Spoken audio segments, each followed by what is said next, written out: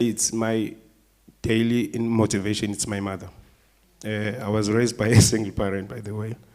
It's not that my father was not present at the moment, but he was busy with other things, life. So I was raised by a single parent, and I also have 2 kids. I'm also living with them too. My daughter is in primary school, the same school that I'm working at, and my son is also at high school. He's doing grade 10, my daughter is doing grade 7. So I'm still willing to learn more about working in that space, and I really enjoy to be there. And we were employed with my colleague on my left. We also work at the same school. Thanks.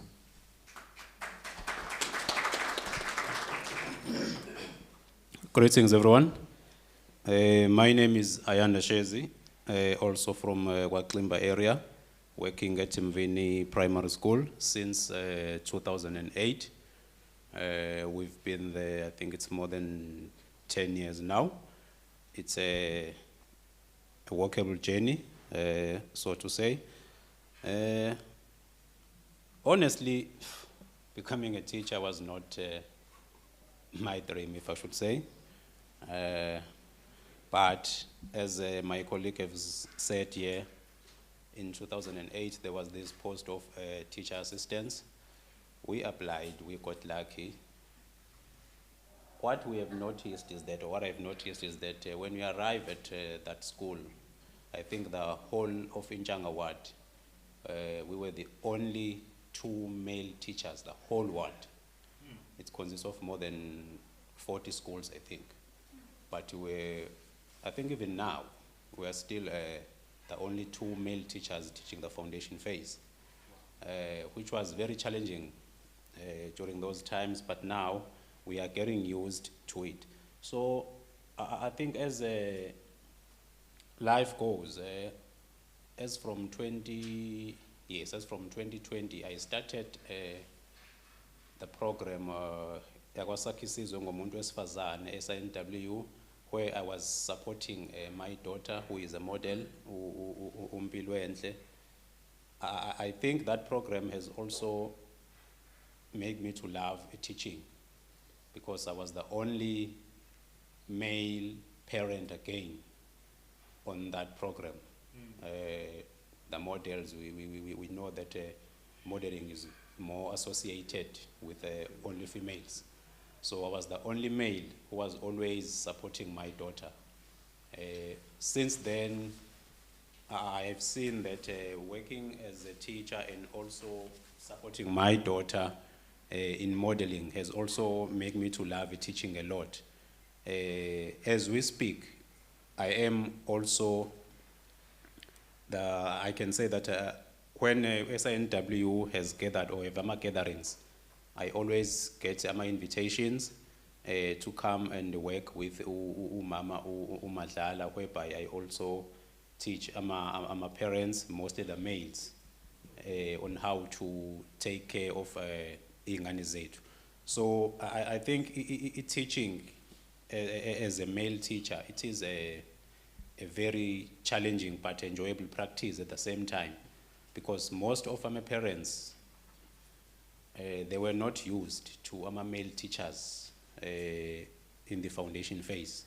So there were those doubts that how are we going to teach their children?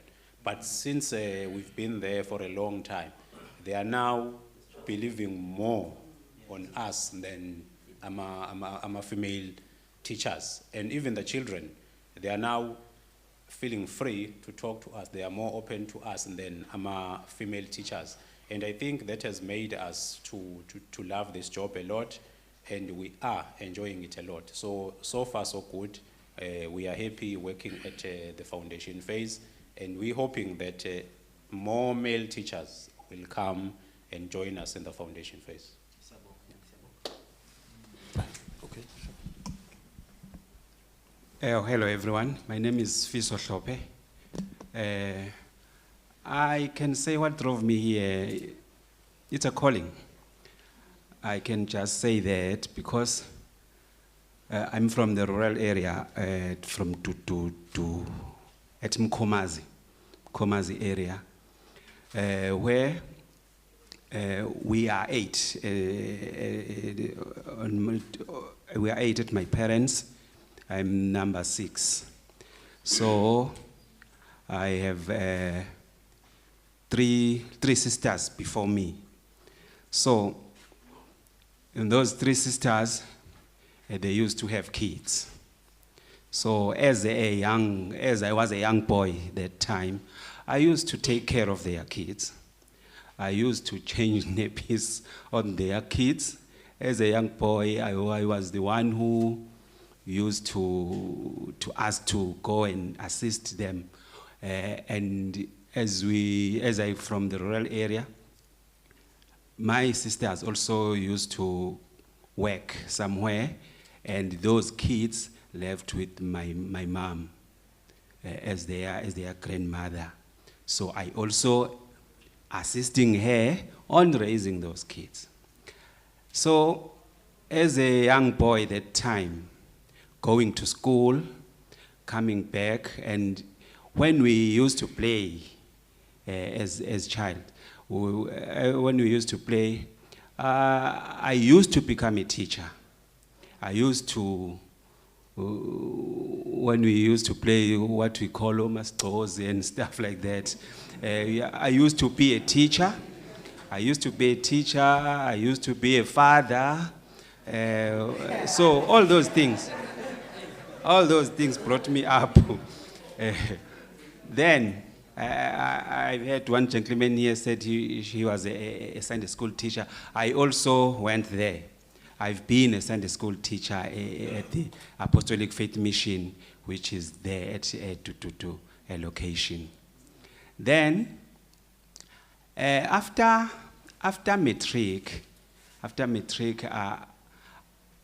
I went to. I was called by a center manager of a certain school, which was at the school that I finished my matric, Chotoi High School at Umkababa, who asked me to assist her. That was a lady, to assist her, assisting adult people who are learning there, adult people who are doing level 1s, level 2s and stuff, adult people who didn't went to school. So I started my journey there for teaching. Although I was not a professional in that, but I was assisting that lady who was a center manager or a principal, so-called, in that time. Then she advised me to register for ABET, Adult Basic Education and Training. Then I went to UNISA, registered for that course. I finished it. While finishing it, and then I was now a professional practitioner in that field, and then called to go to there was a comprehensive high school at KwaMakuta, whereby the ABET Center, a big ABET Center, because the one which was at Mtotoi was a satellite of that. Then I was called to go there to teach. Now as a professional practitioner. I did that, then time went by, I then became a center manager of that, while the center manager who called me there retired. And this thing of being an adult educator, I don't know now how it is, but at that time it was a temporal thing, temporal job, where we got paid by checks, and you claim we don't have something a salary like teachers now. So I did that job as a temporary, as a practitioner, but slightly temporal. I then went to, or my family moved to another area which is called Umthwalume. I then moved to that side of Umthwalume area, and then there was an inhabit center there. Because I was only have that qualification of adult basic education. I went to that school to look for the job. I found it, and there were no many males or people with adult basic education. I went there and worked with them. While working, teaching, we used to come and teach adult people when children have already gone. Then the principal of that school was Umnafu Junior Primary School. The principal of the school came to the class of inhabit and asked me, hey, my boy, what is your qualifications? Then I told her. Then she said, oh, please, just bring your qualification to me tomorrow morning. Then I thought maybe she doesn't mean what she says, because I do not have a qualification for mainstream, as we used to say.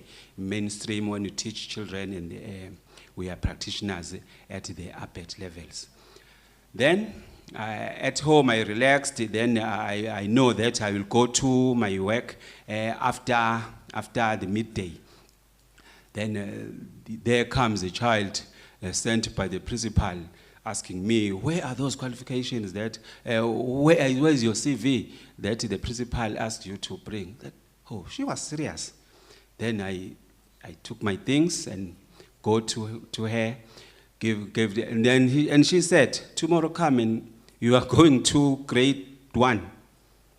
Oh, grade 1, without qualification of teaching those grade 1. And then I went back and tell my mother, hey, I'm now employed, but I don't know how will that be treated. Then I went there, and she told me that I don't have more hopes about this.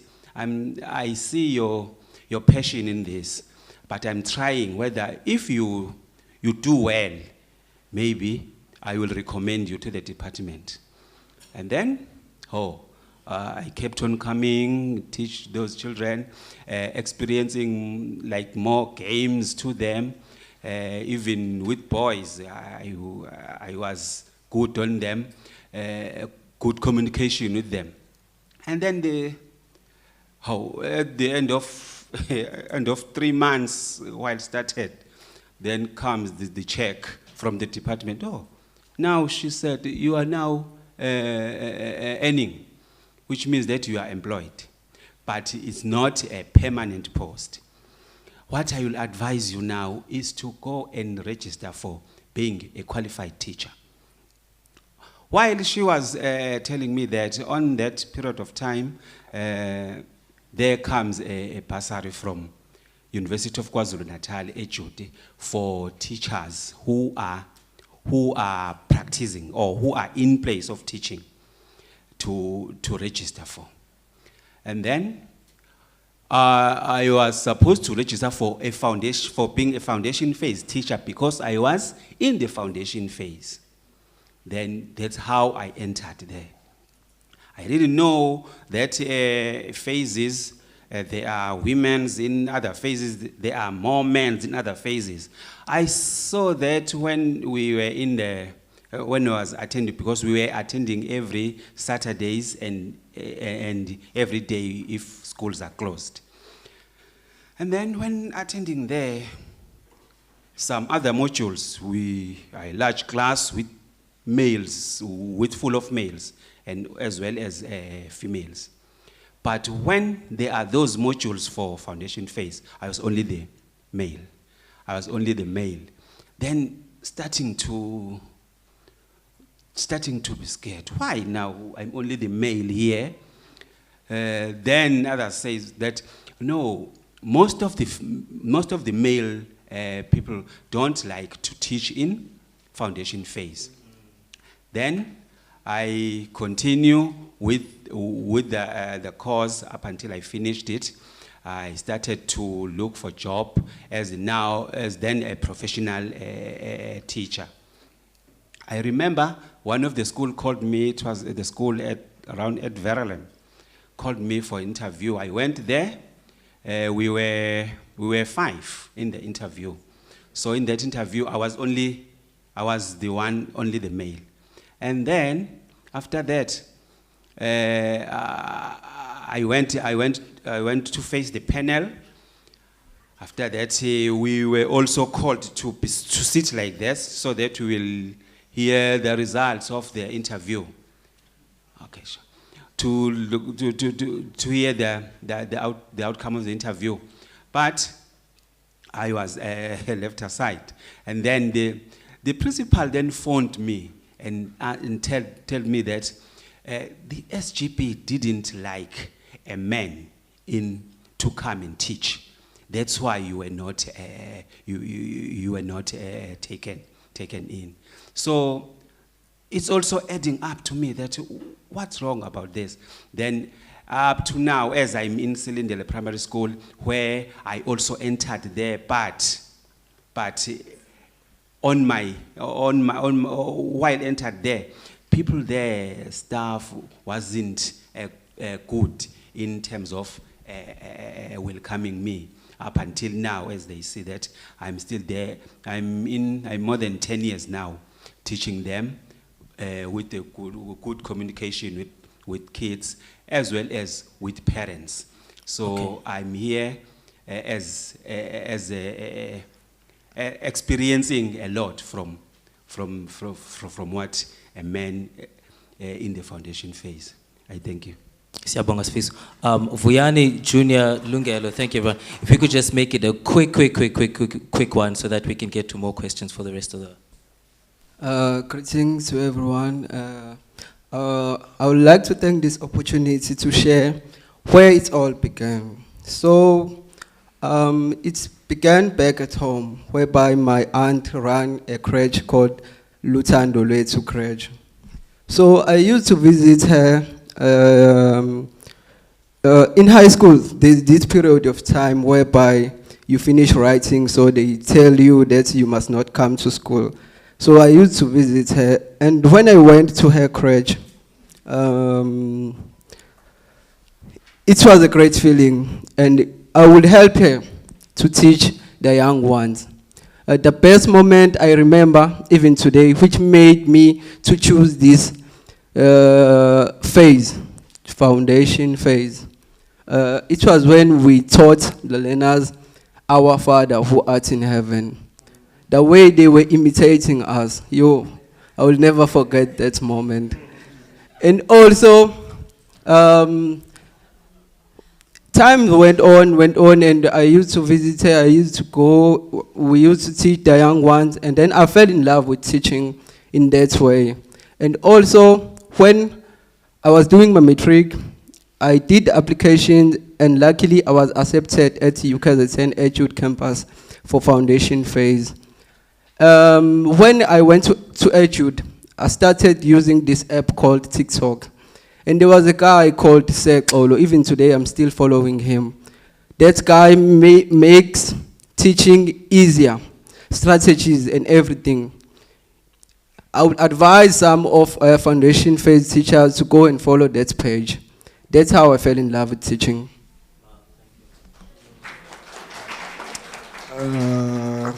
Good morning, if it's still morning. I go by the name of Junior Zita. So I'll just be short, as you said. My story began, it's quite similar to Mr. Sibonile, if I'm not mistaken. I used to teach in the Sunday school, but the only reason I was doing that is because my dad is actually a pastor, so I had no choice but to. So on Sundays, I had a duty of teaching Sunday school. Well, in terms of education, I wasn't going for actually foundation phase, but as soon as I got the offer, as we all know, you do have the criticism of saying that male teachers are being criticized in the foundation phase. So I used that as a motivation for myself, because as you know, the more people criticize you, is the more you're trying to prove to them that you can actually do better, or you can actually do it the other way around. So and throughout my degree, during my teaching practicals, I actually saw that teaching in the foundation phase, I think it's us as males, we actually play as role models as well to the students, to the learners as well. So when learners see that there's a male teacher in front of them, especially young ones, they actually try by all means to look at that person as a role model and fall in love with them. So I would say that it's because of the years that I've experienced during my teaching practices, and because I used to teach in the Sunday school. So I can say it was a calling for me. Thank you. Greetings, everyone. This is Lungelo Dlamini. I'll be honest with you all that during my first year, I did not like foundation phase. So when I went to my second year, I attended Prof. Caesar's classes, and I found it interesting learning about the development of a child. And he always assured us male foundation phase teachers that it is okay to be a male and be at foundation phase. And I think someone talked about how much it is fun to teach in the foundation phase. I developed that through the teaching practicals. And I saw that most of the children are raised by single mothers, so I get a chance to play that father figure on those young learners. Thank you.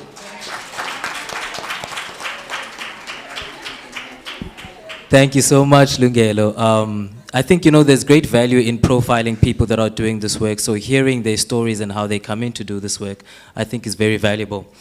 So I'm going to ask a question now, and you don't all have to answer the question, but whoever this question resonates with, you can maybe answer the question.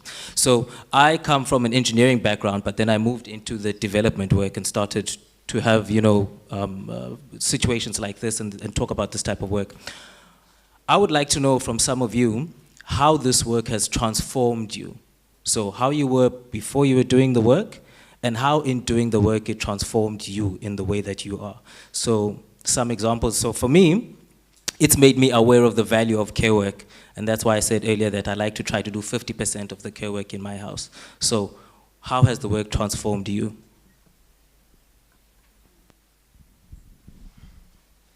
I would think my answer would be the same as you in saying that you try by all means to do 50% of the K work. So actually at home, I have three brothers. I have no sister whatsoever. So at home we had to me as a male, I had to cook, I had to clean, I had to do everything. So I grew up knowing that I actually have to do the work, not because women have to do it. Sorry, maybe to add on that, and as I've said that I've raised by a single parent, you also teach me that some of the things doesn't remove the fact that I'm a man. I can also do those things, like doing washing, or like doing laundry, cooking at some point. I do cook, and I cook great stuff. No, to add on that, I'm the firstborn at home. I was cooking. Because I was the firstborn. Then my mom teach to do everything, because she said, one day you will get job and you need to be alone. You need to know how to handle the house. You need to know how to cook. You need to know everything, because you don't know about your future. Thank you.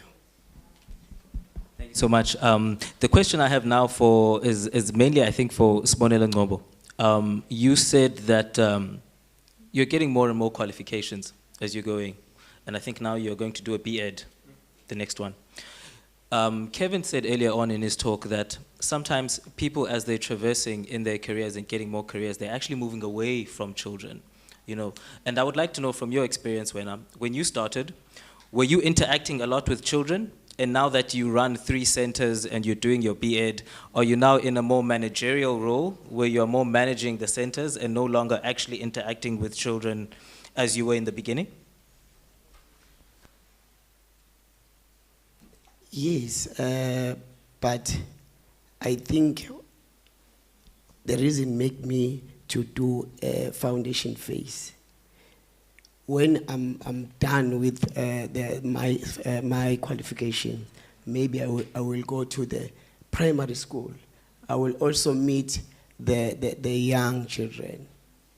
Or then I will never lose the young children, because even in the ECD centers, I'm still working with the young children. But that drives me to do the foundation phase training. Yes. Okay, that's really good to know. I think my next question is for, is everyone here in a relationship with a significant other? Okay, Yes, yes. it's not the kind of question you can ask.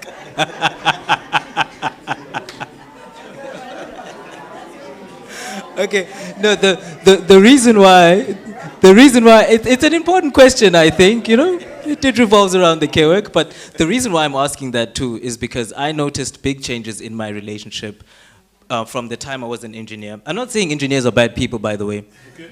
But once I start to know the value of care work and understanding the inequality in South Africa, just many things that I started to do as I worked as a development practitioner, changed who I was as a man. I began to see the value. I'd never seen myself as somebody who would be married. But now I'm an advocate for marriage and family formation. So I want to know from you guys, has doing the care work, because for me it's definitely helped me in my relationship. It makes my wife happier. I don't remember to buy a handy, but everything else I do, she appreciates. And so I wanted to know from you guys, Guti, is it the same influence that you're having in your relationships, if you do have them, that because you are aware of the care work and the value that comes with playing with your children if you have children, or other younger children in your household, has that helped your relationship? Because I do think it's a huge incentive that sometimes some men don't have, that the more care work you do, the happier your relationship is. I think my colleague can answer that.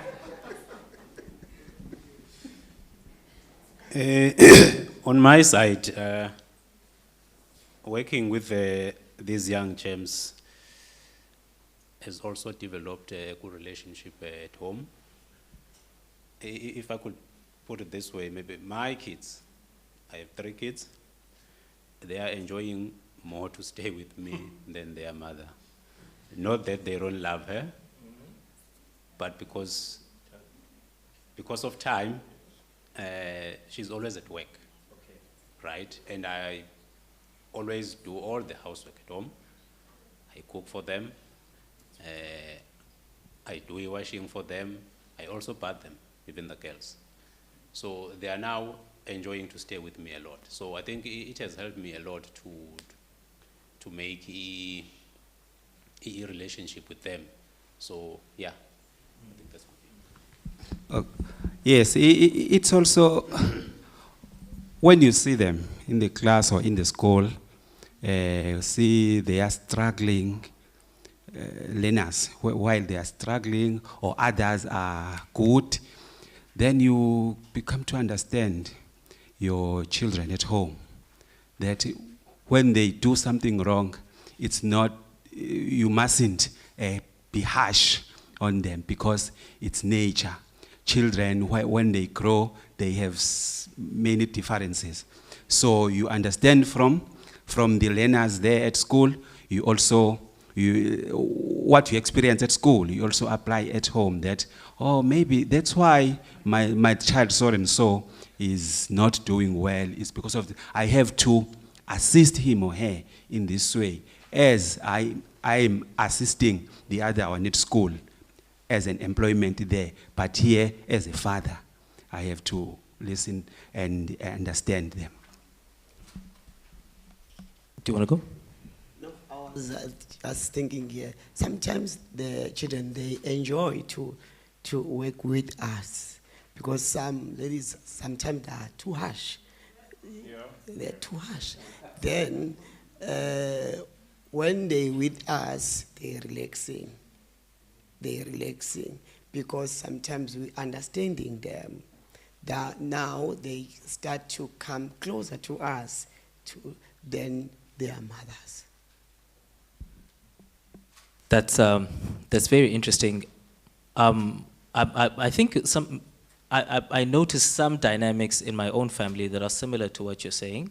I'm not corroborating, but I think my experience has been that because my wife is so attentive to the needs of my son, she is sometimes almost seen as the villain by my son because I'm the fun guy, but she's the one that knows that he must take his medicine now, that he must do some of these other things that he doesn't like to do, but he has to do.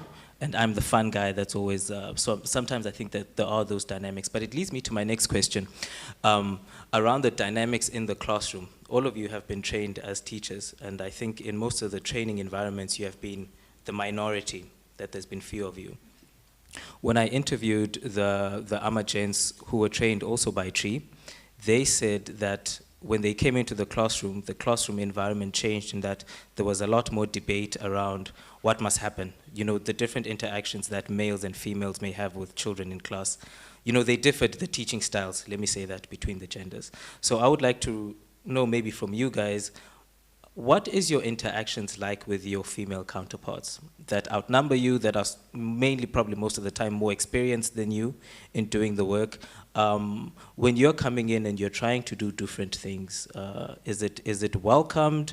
Are there reflective sections where you're all talking about, this is what I tried today, this is what I learned today?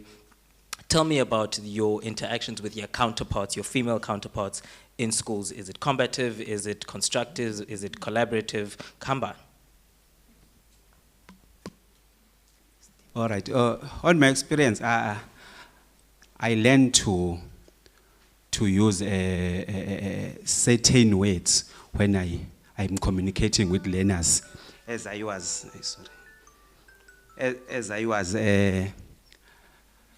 disciplined by other females.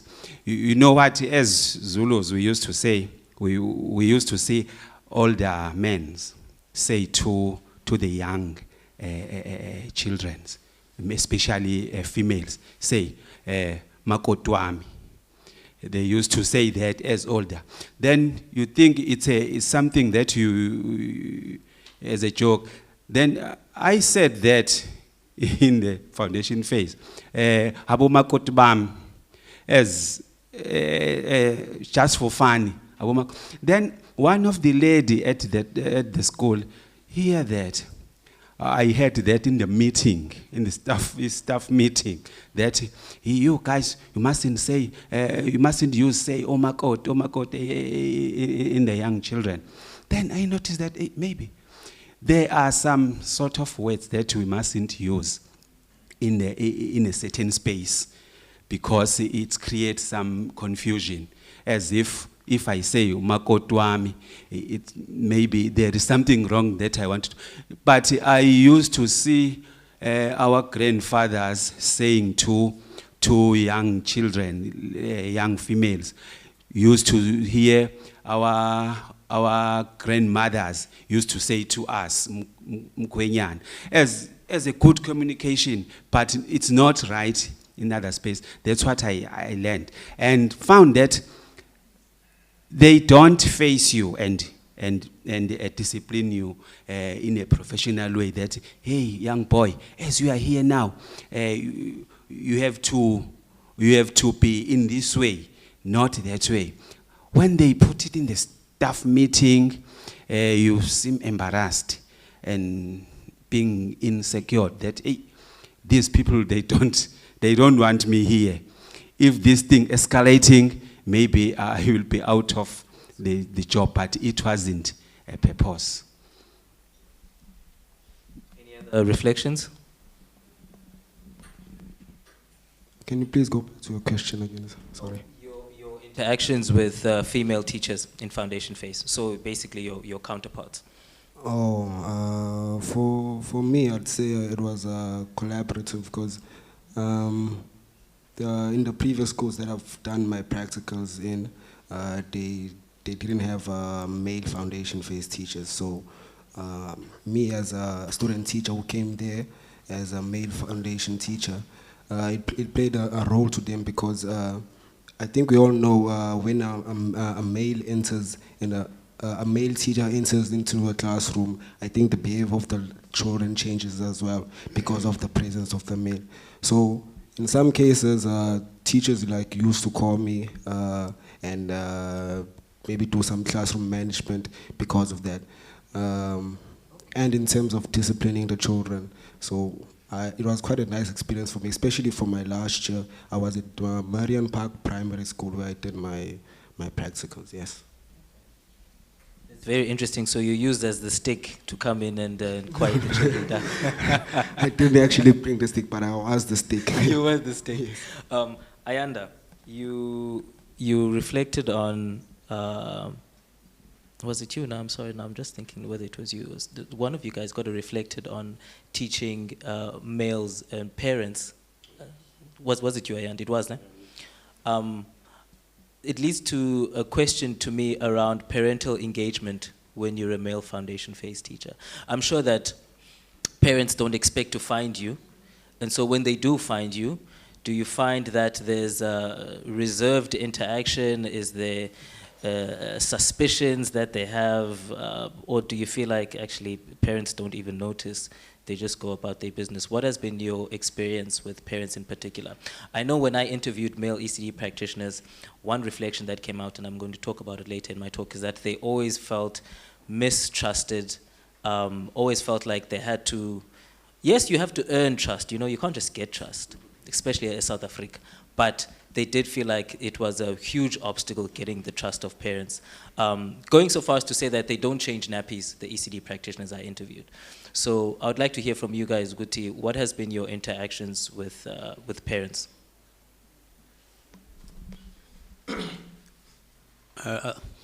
During the first, I think the first and the second year, it was very difficult for us to gain trust from my parents. But as we are speaking now, the parents are the one who are telling their kids or who are coming to school to say that I want my kid to be in Mr. Msomi's or Mr. Shezi's class. So they are now believing in us more than the females. Because I don't know whether it's not that the females are not treating their kids well, but I think it's how we interact with their kids. So they are now believing in us than the females. And I think we're having a good relationship with parents. It's so easy for them now to communicate with us with everything that includes their kids. Yeah.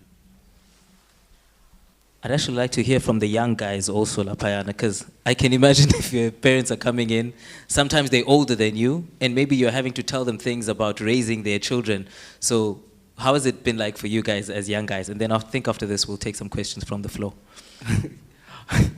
Mine would be different. Like, I remember this incident whereby a parent came to my class, and I was like, yo, what have I done? And then this parent came, his name was Mr. Kumed, and then he said, "Sir, I'm now glad that my boy has a male teacher." And I said, "Why, sir?" He said, "Now I have someone I can talk to. I can even come to the meetings because I don't talk to women." And I was like, this guy is Zulu, man. And then that is when I saw that in foundation there's a need of male teachers. Yeah.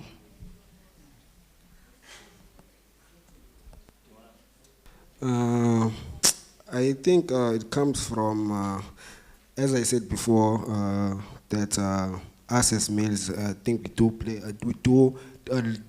learners do picture us males, male teachers as role models. So I think whenever the type of teaching you do in class, and if it does play a significant role to the learner, as we all know that a learner always yaps too much. So I'm sure whenever they go home, they do say, okay, sir did this today, sir did that today. So I think with that, whenever a learner comes home and keeps on talking about sir every day, I think that itself builds trust for the parent towards the teacher.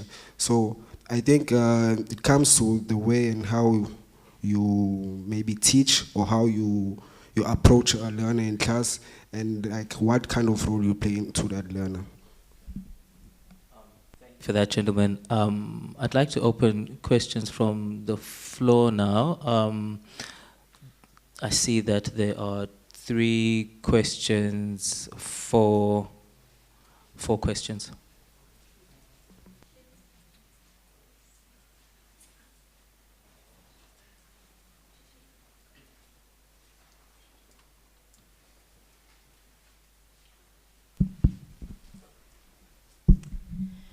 Thank you and good afternoon. Good afternoon, colleagues. It's not a question per se, but it's a number of comments, if you allow me. One is to share my jealousy and frustration. Oh, my name is Mama Ruby Matsetso Mutaung, the Director for Training and Resources, West Bonile trained from. And I just want to share my jealousy when in one of my visits to his ECT center. You know, I came there as this granny that I thought I'm cute. When children are coming into school, they'll be excited to run to this granny, but guess what? I was standing with Sibonel. They all ran to Sibonelo. And that then raised something in me that they have mentioned that says, some of these children are growing without their fathers.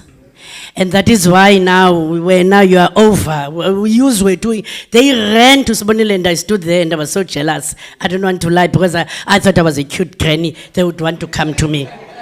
That's my comment. And that is still, you know, driving my interest in wanting to see more male practitioners in the ECT space. The second comment is to, I think it's Ubakeng, when he showed us a picture of a dog. Since I owned dogs, I want guys to kind of embrace the fact that they are told or they are regarded as dogs, because I have not seen a loving and a caring, you know, animal like a dog. So please change it when they are dogalizing you. Change it and become the loving and the caring that dogs can become. The second point, that kind of, again, with Obakeng, that ingxoxo ngaseplant, Obakeng, that ingxoxo ngaseplant, it took me back in my years of being a Makoti, where I would wear this black toque that covers my eyes so that I don't see that side of the yard that I'm walking in my in-laws. That side is as a plant. So I am thinking of the stereotyped kind of the space that we're trying to navigate, and you're still isolating these people to have their own space that we don't even allow to look that side in terms of being part of this engagement. I want us to look deeper into that aspect. If we're not making things, the more we're saying we're correcting the things, the more I feel that concept yaseplant board plant bethetha indaba zabo ngaseplant. Again, I want us to look at that. The last comment is on Uvusi. Vusi, if you need any male representation in terms of early childhood development, talk to us as 3. We trained 40 ECT practitioners who are doing exceptionally well. I always challenge them to say, hey, the way they are good, I wonder if they are not wanting to prove a point. But if they are wanting to prove a point, they are proving that point exceptionally so. So those would be my comment, Tata. Thank you so much.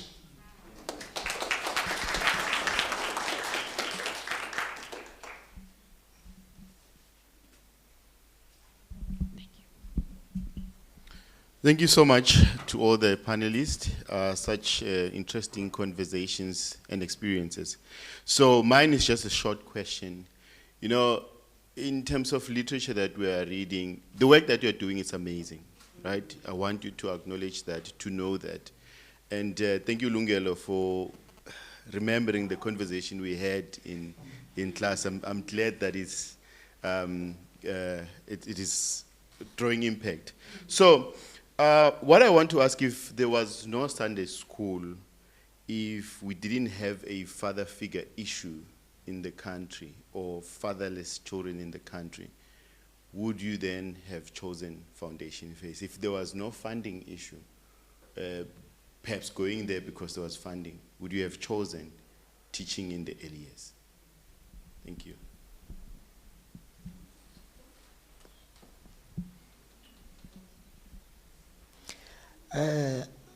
On that question, I can say yes, because in that time, Sunday school teacher was used to be females.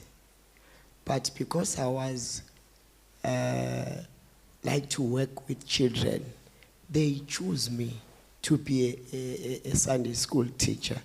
That's why I'm saying yes, because I have the passion to work with children. I like to work with children.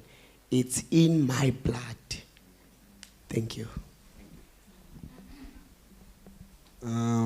To add on to that, I think I did mention that foundation phase wasn't really a phase that I was intending on choosing, but because that of the criticism it faced of the male foundation phase teachers, as soon as I got the offer, I didn't think twice of rejecting that application. Instead, I wanted to actually go ahead and go beyond the odds of saying that foundation phase isn't for male students. Thank you.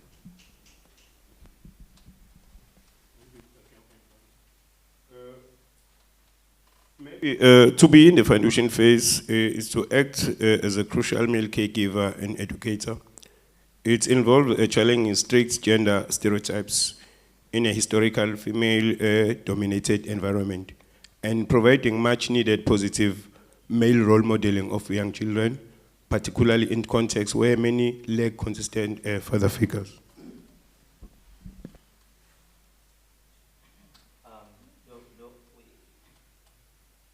No other reflections in terms of would you have been doing this work if the reasons that you've put in an ideal world where you had all the resources and you were super rich, would you still have been teaching children? Yes, funding or no funding, I thought there was going to be a way because I liked it to do this kind of job, to work with children. That's I can say. I would say, Vusi, my answer for your question came when they said it's fun. You don't need to be rich. If something is fun, whether you're rich or you're poor, it's fun. Any other questions still? Thank you. My name is Nogubong. I'm from the University of Mpumalanga. I'd like to thank our speakers for such an interesting presentation. And maybe before I ask my question, I'd like to give it some context. I went to primary school between the late 1990s and the early 2000s. And in 7 years of primary and higher primary, I only had 2 male teachers. And I remember what happened when the other male teacher arrived in school. There was a lot of opposition and skepticism from the parents because they couldn't trust males with taking care of their children. So I'd like to know from you guys, I know you've touched base on this a bit, but I'd like to know, have you faced any opposition from the parents?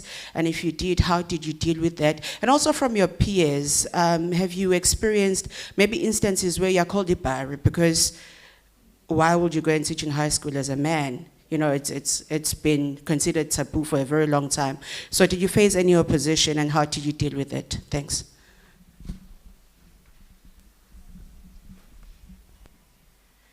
Yes, it is not easy. I did experience my first year when I'm starting as a grade R teacher. There was a teacher who was teaching grade R. And when I was coming, she thought I want to take her job. And she was fighting to me.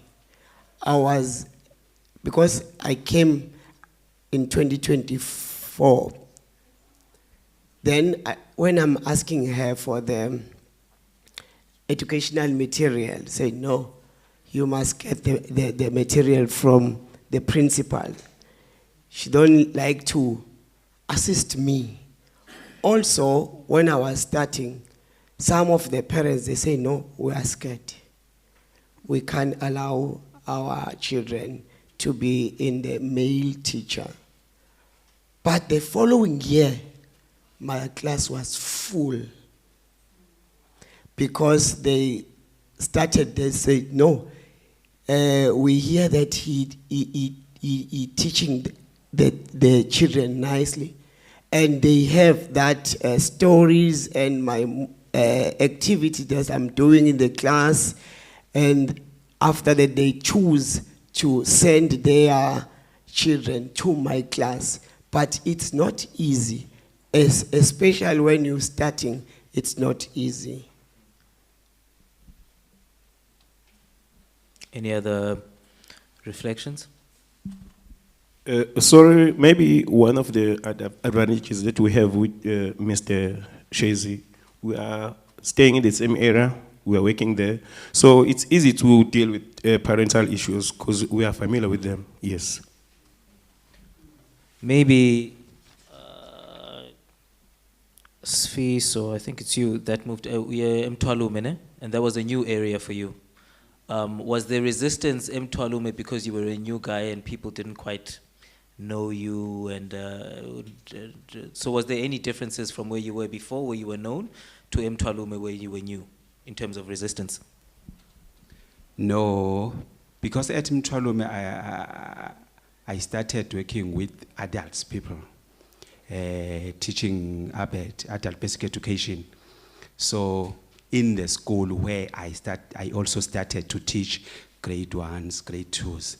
So the children that I taught there were the children of the parents that I used to teach during the day. So there were some problems about them. And the problems I found at Cylinder Primary School, where it's a new area, new work, where I was permanently employed for being a foundation phase teacher in a new area, far from where I stay.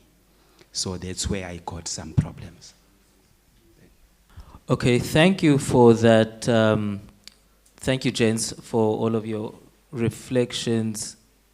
Not lunch? Okay, well, we still have early lunch. Yeah, so we can have an early lunch. Good morning, so, everyone. Photo.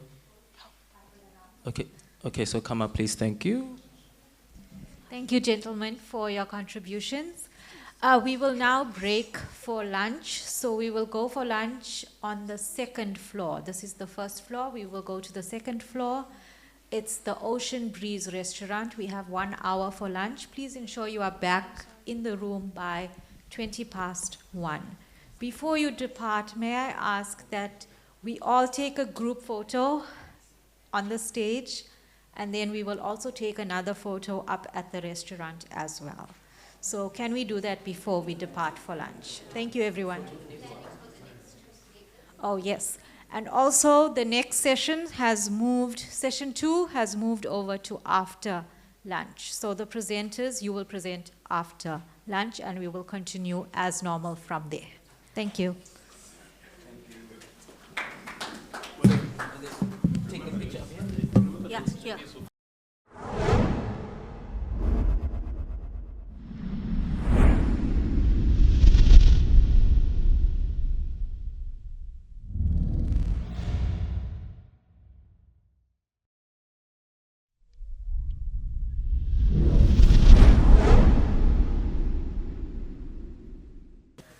I'm sure she's been spamming your emails. Most of you have seen her name.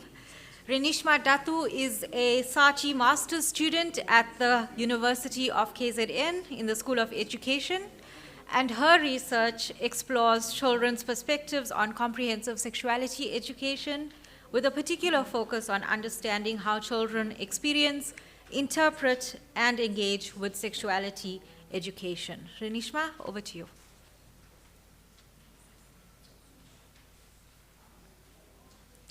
Good day, everybody, and I'll be chairing session 2, which focuses on multiple masculinities in early childhood education and care. And for our first paper presentation, which focuses on young children's talk about male teachers in the early years, we have Dr. Diloshni Govender and Dr. Shaista Musa, but it will be presented by Dr. Govender. Dr. Govender is a lecturer at the University of the Witwatersrand School of Education in South Africa.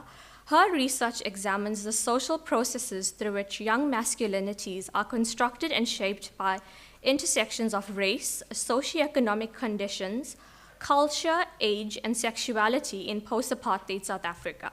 Her work highlights the urgency of educational strategies that challenge harmful masculine practices and promotes gender equality from the early years. So let's welcome Dr. Diloshni Govender.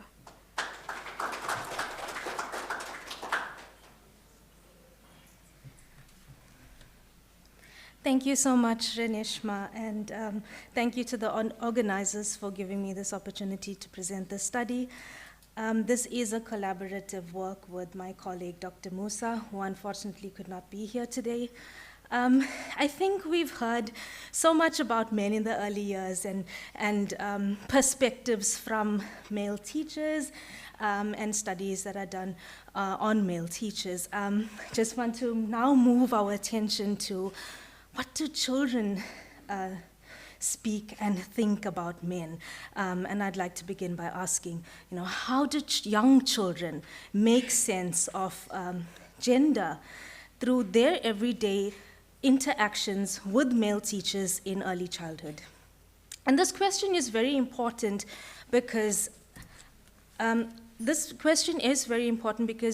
as we have seen in the previous presentations, that ECE remains one of the most gendered segregated professions, where globally around 2 to 3% of early childhood education teachers are men, and as we have seen in Dr. McGrath's presentation as well, 7% of men are seen are visible in the early years. And South Africa reflects a very similar gendered pattern where there is a very small minority of men in the foundation phase and early years. Despite growing interest in men in ECE, most research has focused on the views of teachers, what they think, what parents think, and we know far less about what children actually say about them and how they construct meanings of gender through their interactions with male teachers. So this study addresses this by placing children's voices at the center of the analysis. And rather than simply, exploring what they speak and how they perceive male teachers, we also want to look at how do their encounters with male teachers shape their understanding of masculinity and care in the early years. Just to provide a brief background, early childhood teaching, as I said, is widely constructed as women's work, closely associated with care, nurture, and motherhood. And this association has been socially and historically reinforced over time. In South Africa, this gendered construction of care is deeply shaped by colonial and apartheid histories. Systems which have been disrupted by black family structures through migrant labor, where men were positioned as primarily breadwinners and were physically separated from their families, while, of course, women were responsible for everyday caregiving. These historical constructions and organization of family life has produced lasting gendered divisions in which masculinity became associated with financial provision, rather than care, and femininity with child rearing. These formations continue to shape how ECE is understood even today, thus reinforcing the perception that ECE spaces are closely aligned with nurture, and that men, if we could say, are out of place in care work. Culture further reinforces this, especially in contemporary South African social contexts. Within many patriarchal systems, men are positioned again as heads of the household, where norms for respect for elders, and particularly men, continue to shape dominant relations. At the same time, practices such as lobola, alongside high unemployment, are sometimes associated with patterns of absent fatherhood, which further reinforces women's central role in everyday caregiving. In schooling contexts, we see a similar pattern where masculinity is performed through leadership roles, and men are largely disciplinarians. Some male teachers assert control through corporal punishment, and these dynamics reinforce the perception that care and authority are quite difficult to combine for men working with young children. High levels of heterosexual male violence in South Africa further complicates perceptions of men in early childhood spaces. On one hand, men in ECE are viewed with suspicion, as potentially having ulterior motives or posing risks to young children, especially girls. And on the other hand, the same context also produces counter-narratives in which men are seen as potentially transformative figures in the ECE, and that they are capable of disrupting violent masculinities and modeling caring, gender-progressive forms of masculinity. So this produces an ongoing tension in how male teachers are positioned simultaneously as risky and as potentially reformative. So while structural, historical, and cultural dynamics of gender in early childhood education are well documented, children's perspectives, as I said, remain largely unexplored. Existing research has focused on the views of teachers, parents, policymakers, and historically children have been positioned as passive recipients of gender norms, and they're seen as incapable of constructing meaning on their own. But yes, we have seen, now a large body of work that is coming to challenge this notion, and with this we would like to extend that work by shifting the focus to children's perspectives, examining how they make sense of male teachers in their everyday school lives. So we therefore ask, how do young children understand male teachers? And what do these understandings reveal about how gender in early childhood education is understood by them? So we're looking at a feminist post-structural understanding of childhood and following social construction of gender, which conceptualizes gender as neither natural nor biologically fixed, but produced through everyday social interactions and cultural discourses. From this perspective, children are understood as active social agents who are able to interpret, negotiate, and sometimes also resist dominant ideas about masculinity and even femininity, as I will show in the presentation. So the analysis focuses on how children draw on available social meanings to talk about care, to talk about authority, to talk about teaching in early childhood education, and how these meanings are shaped through broader sociocultural discourses of gender and masculinities. Just to go through the methods very quickly, the study draws, as I said, exclusively on the children's voices within a qualitative case study design. It was conducted in a preschool classroom in a public primary school in KZN. The participants included 26 preschool children, and the classroom context included one male ECE teacher, one female teacher, and one female teacher assistant. The data were generated through interviews and focus group discussions where children were invited to talk about their experiences with teachers, in particular relation to care, assistant, and just classroom life in general. Just moving on to the findings.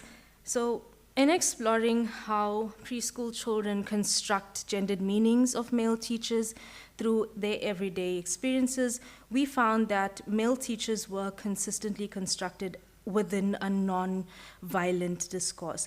So as you see, some of the responses that children gave were, sir doesn't hit me, sir doesn't scream at us, sir is nice.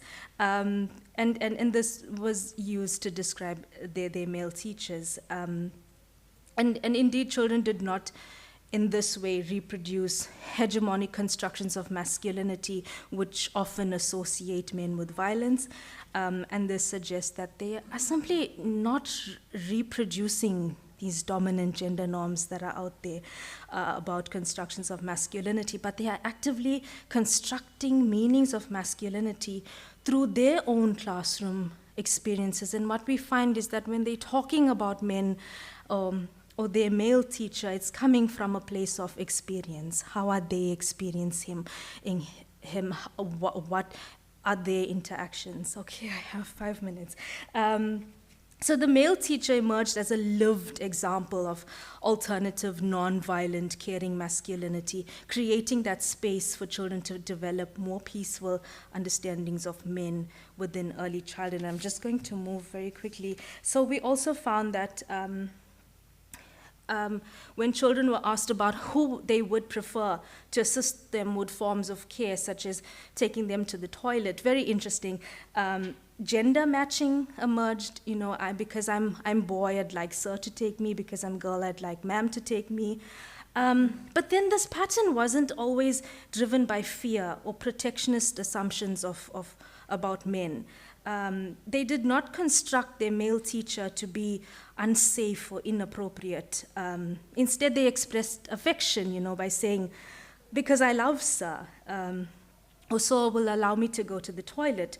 But nonetheless, there is still tension in this theme because, and it lies between institutional gender organization and children's construction of meaning.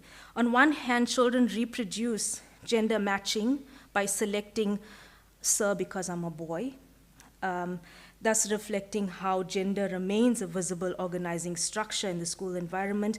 But on the other hand, the explanations did not draw from fixed gender binaries or protectionist beliefs. Rather, they emphasize trust and affection. And this finding extends South African scholarship on gender and care. While studies have indeed argued that care work is strongly feminized and that male teachers often navigate intimate care cautiously due to wider societal scrutiny, the data here indicates that children do not interpret male teachers through these protectionist frames. I think interesting was the data was also collected and the male teacher in the school was also interviewed. That's for another paper, but what he did mention was that he will take the children to the toilet, but he would stand outside the door and just hand tissue.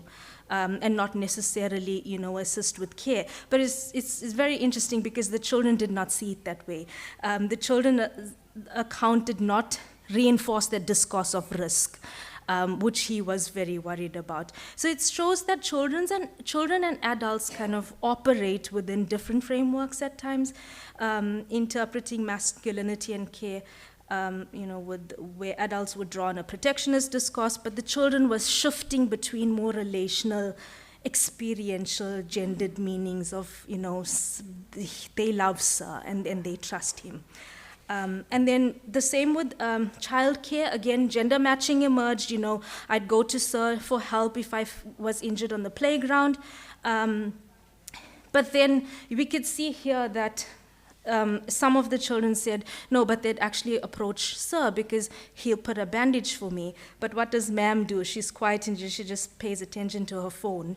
So they're not really reinforcing stereotypes of gender, but they're talking from experience. What are they experiencing on the playground? Who is helping them on the playground? So just to conclude, the findings show that when children talk about male teachers, they are making sense of masculinity and care through their encounters with teachers. But at times they still draw on the broader institutional and societal gender norms. And of course, this account demonstrates that gender is not simply transmitted from adults to children, but it's interpreted through their lived classroom and playground experiences and their relationship with teachers. So of course, it can reproduce or trouble gender ideologies. And like I said, they reproduce gender norms when they draw on practices such as gender matching. But then they can also unsettle these norms by describing the male teacher as caring, as the one they would go to when they get injured, or as the one that is non-violent. And I think by highlighting children's perceptions and seeing what they think and how they construct men, we can see that ECE Spaces is a site where, yes, gender norms are reproduced and reworked.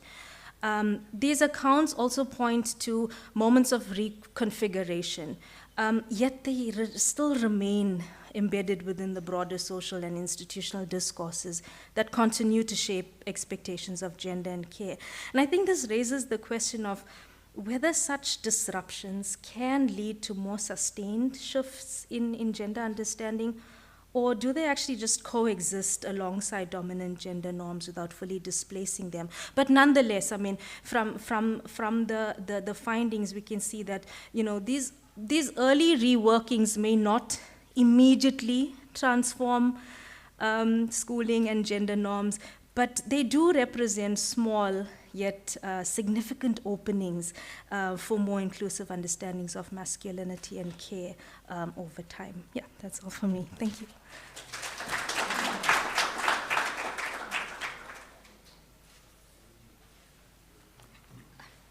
Thank you, Dr. Govender. So moving on to our next paper, this focuses on caring masculinities as a counter-narrative to gendered differences in rural ECD settings. So I would like to call up Dr. Mzoli Mkana. Dr. Mkana is a senior lecturer in the Department of Early Childhood Education and Development at the University of South Africa. He holds a Master of Early Childhood Education from the University of Newcastle in Australia and a PhD in Education specializing in ECE from the University of Johannesburg.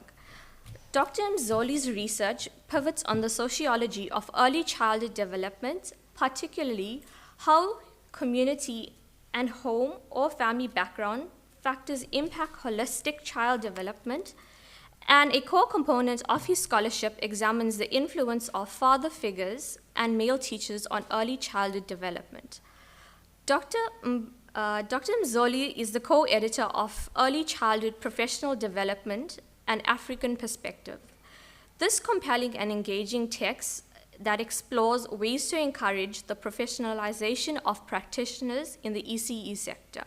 He also is a section editor for ECE in the South African Journal of Childhood Education. Dr. Mzoli, welcome.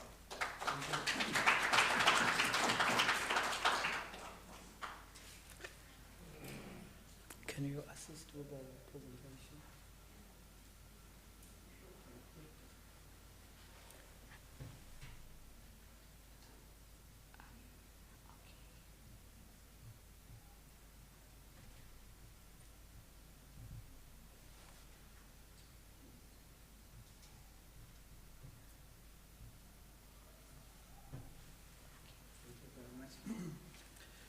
Good afternoon, everyone. Thank you so much for the opportunity. And you can see my title is Caring Masculinities as a Counter-Narrative to Gendered Difference in Rural ECD Settings. And this morning, I was late for breakfast. And then my colleague had to call me and say, hey, are you not eating today? And I said to him, to give him a compliment, I said, thank you for constructing caring masculinities. Okay, so that's really, I want to talk about care today. Before I start, I just want to give you a background about this study. This study emanates from a project that is called Collaborative Hubs for Integrated Rural ECD Excellence, which we are implementing as UNISA here in KZN, Mpumalanga, Limpopo, and the Eastern Cape. And we are employing a multidisciplinary approach to support the developmental needs of ECD practitioners, principals of ECD centers, governing bodies, parents, and so on. And I just want to also clarify what I mean by ECD, because a lot of people also talk about foundation phase. So by ECD, I'm talking about birth, from birth to the age of 4 years, before children go to grade R. So that is the focus of this project, not primary schools. Okay, so the research question that is guiding all of this work is, what sociocultural challenges do male ECD practitioners face in rural ECD contexts? And how do they negotiate their professional identity within a female-dominated space, which is early childhood development? And I'm using a narrative case study. This is an ongoing work, and I'm focusing on only 2 male ECD practitioners. And the reason for that is because out of the 400 ECD practitioners that we've worked with so far, there were only 2 men out of a population of 400. And I'm using a theoretical lens that I'm still developing that I call theory of gendered difference. So the first question that I asked these 2 men is about the reasons to join ECD. And one I call him the young man, he's 28 years old, and the other one I call him Madala. Those who speak Zulu will know Madala means old man, and he's 55. But if there's someone here who's 55, I don't mean you are an old man. So what I found is that unemployment drives a lot of people into ECD because of, the poverty in our country. It drives women, young and old, and also a very, very tiny minority of men. For instance, a young man has been in and out of part-time jobs, had never had a stable job in his entire life at 28. And he just found himself working at a creche in his community. And then he says, I don't mind working with children, but it's not something I can do forever. And the reasons are obvious. If you work as an ECD practitioner in this country, there is no salary. You don't earn a salary, you earn a stipend. And many people here that are in the ECD space will know that right now there are delays in the payment of subsidies by the Department of Education to the creches. I was in Mpumalanga last week. Many ECD centers in Gert Sibande district have closed because the subsidy has not been paid by the Department of Education. So that's why you see this young man here saying, but it's not something I can do forever. And Madala is a former security officer in Gauteng. He says, there is no place that can employ me at my age. And I happen to love working with children. That's how he makes sense of how he found himself in ECD. Now, the sub-research question that I wanted to answer is, what sociocultural challenges do male ECD practitioners face in rural ECD contexts? So, unlike a lot of studies, the results that are starting to emerge from this study are not so much about the common narratives of mistrust, gendered suspicion. However, manifestations of ECD as a gendered territory are clear, that this is a female domain. Now, here are some of the examples of ECD as a gendered territory for women. This young man said, you are being made to feel like an underachiever if you are a male ECD practitioner, even from colleagues who will come to you and say, shame, don't give up. You will find something to do with your life. And being a male in this space, both practitioners talked about being diverted to tasks other than teaching and caring for the children. The young man would be sent to the Department of Education to submit forms. The old man would be sent to town to buy supplies for the ECD center. But all they wanted was to sit in the class, teach the children, look after the children. Also, there's this element of also not being taken seriously by the parents. A parent goes into your class and see, oh, the parent sees a male teacher, and then they move to the next class where there's a female teacher. And sometimes they come to you as a male teacher and say, I want to speak to the teacher. By teacher, they mean a female teacher. And the young man also talked about female colleagues talking past you in conversations and meetings. They just think that if the conversation's about young children, maybe you just don't get it. So you feel like you are not part of the conversation. You are left out. And there's also the element of male privilege. The old man, Madala, complained about being recommended for certain positions or responsibilities because you are a man or because you are the only man. One example is he was recommended to be a chairperson of the ECD forum. And he felt that he didn't have the experience for that position. But because we live within a patriarchal society, so that's why they thought if there's that kind of responsibility to chair and for those who don't understand, the ECD forum is a very important structure in a community because it stands for the rights of ECD stakeholders in the community. So you need to be well versed, in the political affairs within the ECD sector. So he felt that he doesn't qualify for that position, but because he's the only man in that space, so they pushed him into that position.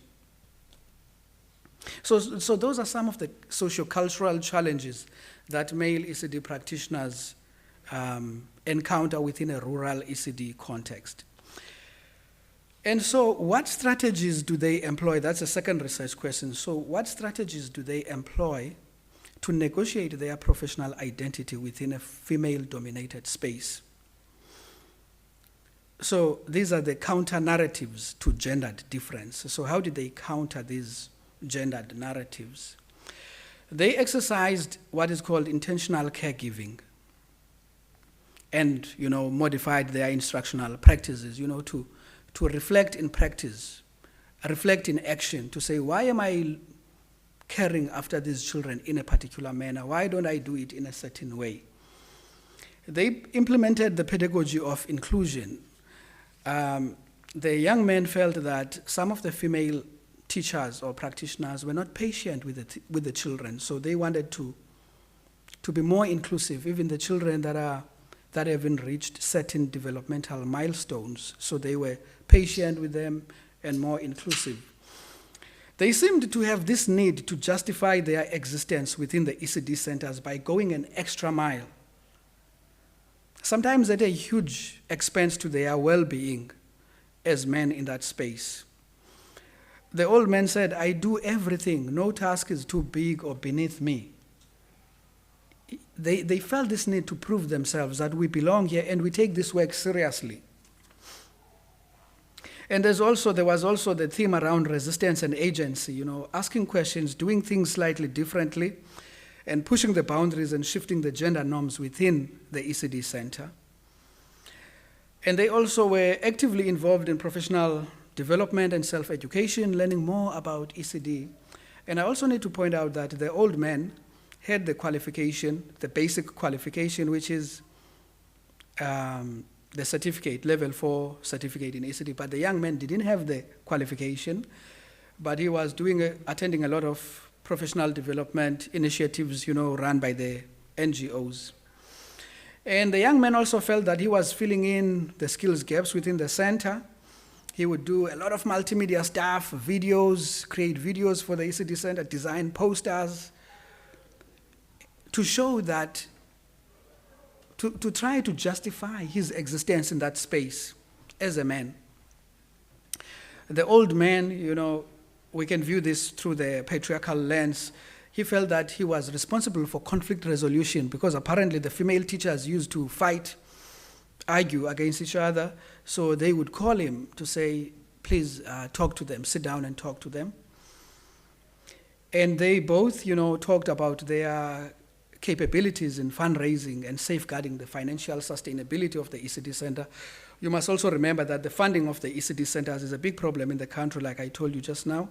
So the ECD centers have to find their own ways to make money to sustain the ECD center. So they felt that, both of them, by the way, felt that their respective ECD centers could have shut down if they were not involved in fundraising activities. Maybe later on, as I proceed with this research, I will link that with the provider provider theorizations of masculinity.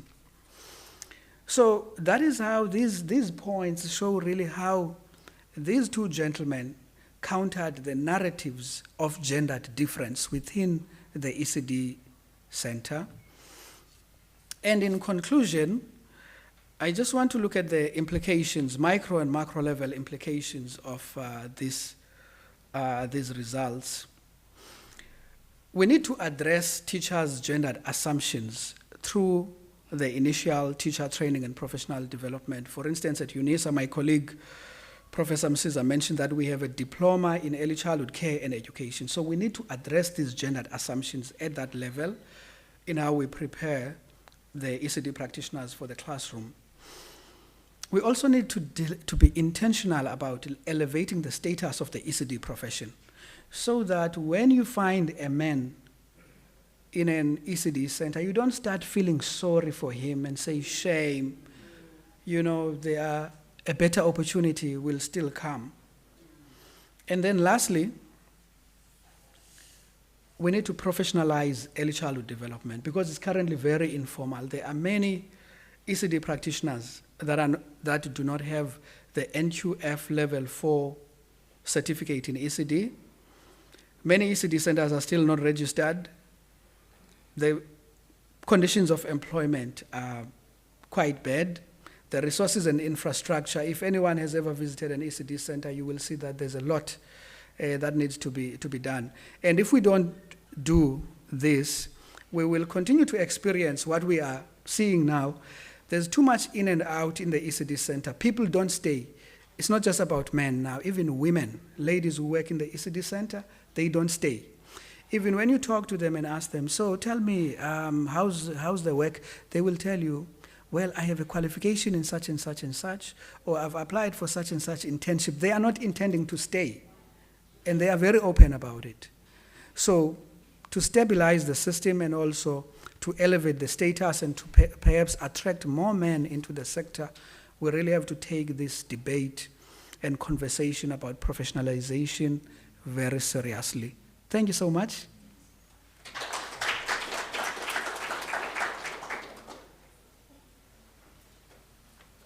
Thank you, Dr. Mzoli. So I would now like to call up Dr. Dillo and Dr. Mzoli for a discussion and Q&A. So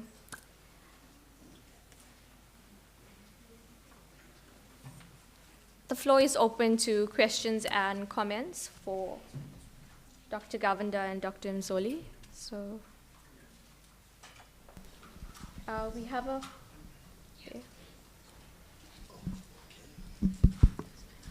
This is, thank you colleagues for such a beautiful presentations made.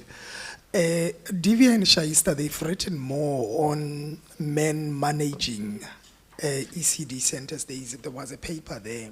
So Mzoli, to you, my question is, how in your study with the men and the Madala, have they countered that aspect? Because it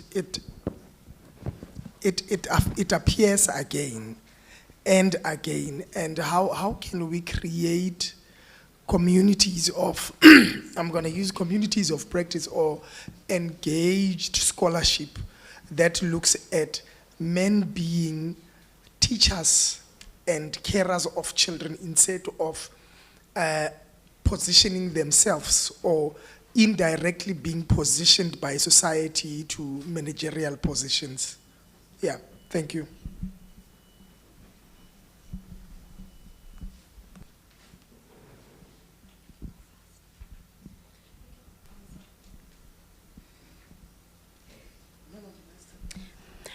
Thank you, colleagues.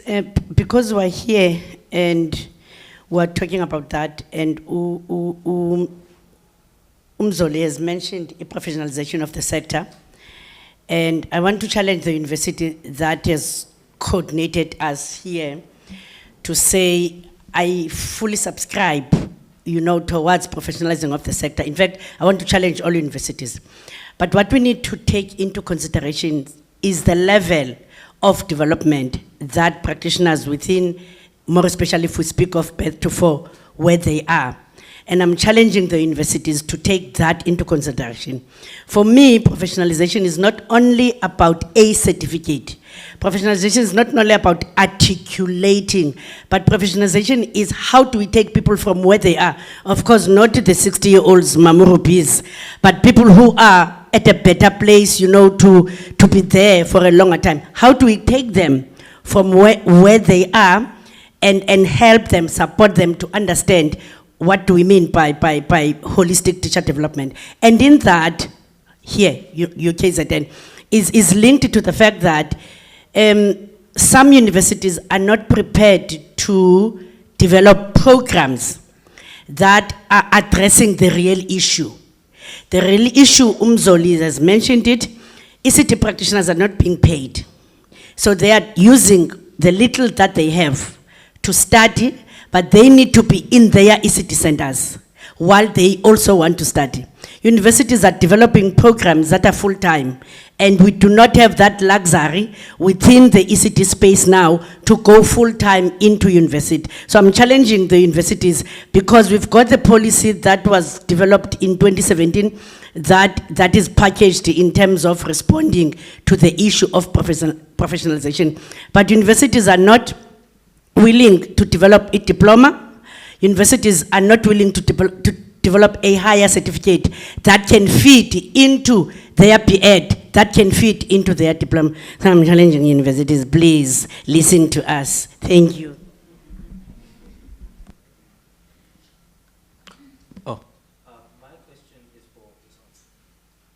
My question is for Diloshini. I thoroughly enjoyed your presentation. I also enjoyed your presentation, Mzoli.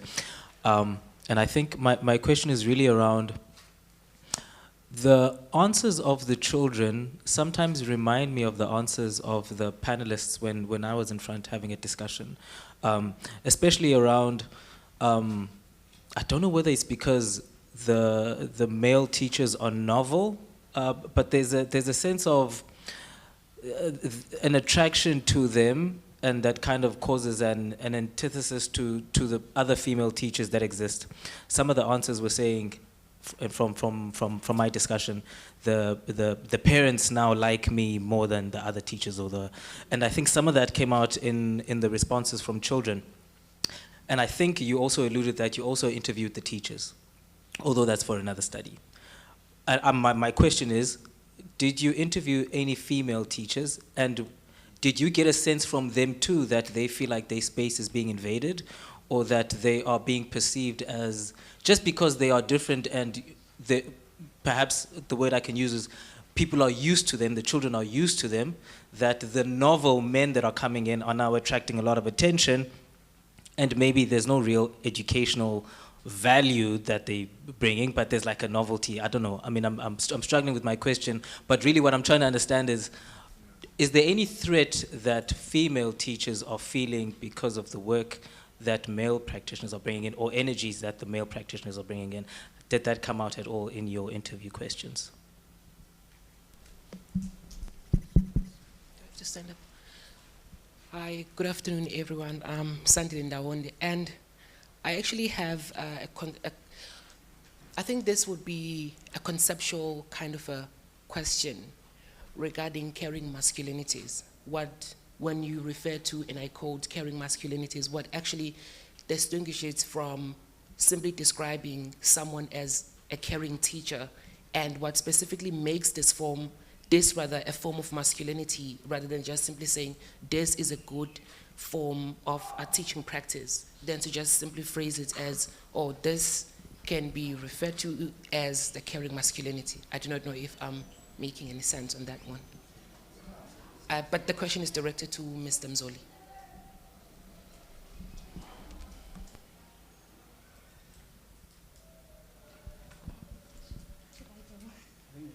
Okay, thank you so much for your question.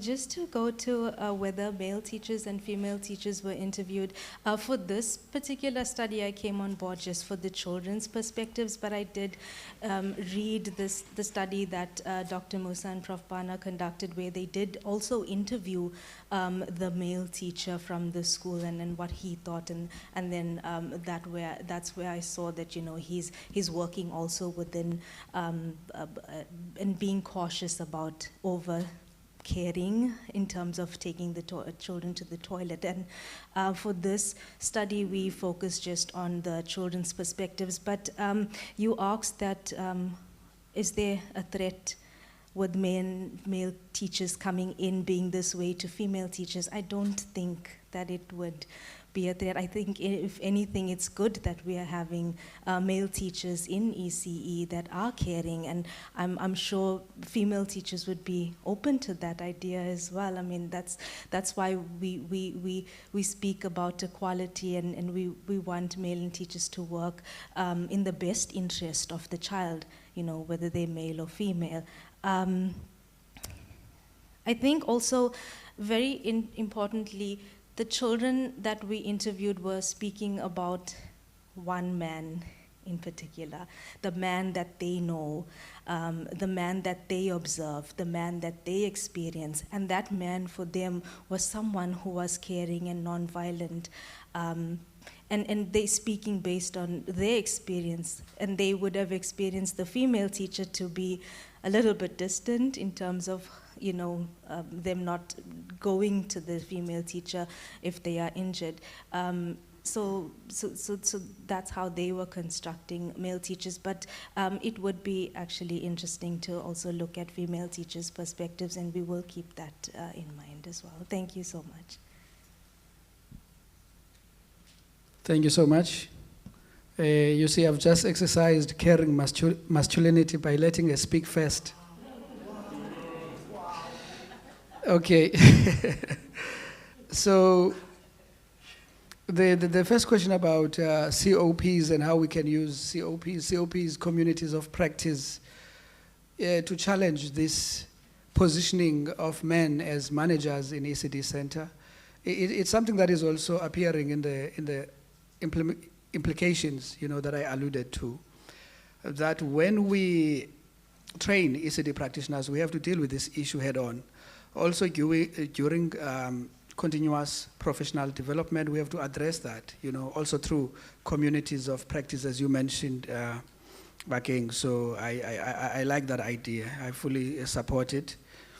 Memrubi, I think yours was a comment which is valuable, very important, and thanks for that. We need to think very deeply about professionalization. As you rightly pointed out, I also agree that it's not just about qualifications, certificates, and all of that. It's also about conditions of employment, as you alluded. The question about caring masculinities, to be honest with you, I'm using this term loosely. I am still going to qualify it, you know, in the course of this research. So I agree with you. I'm not problematizing it sufficiently at this stage, as this is also work in progress. Whether we can really define this as caring masculinity is really something we have to look at as we progress in this research. So I fully agree with you. For now, I'm using this term a little bit kind of loosely. Thank you, colleagues. So if that's no more questions, and we have one more. You have a comment. Okay, sure.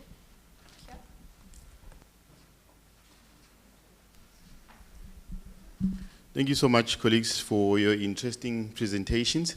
Let me start with you, Mzoli. Just a comment that while you are troubling caring masculinities, please also look at hybrid masculinities, because quite often people would rush to call certain acts as caring while they are actually hybrid. And hybrid means men have learned to play the game. So they incorporate what is socially acceptable, or to put it easy, they would come to such spaces, to these spaces, and present themselves as if they are gender equal, they understand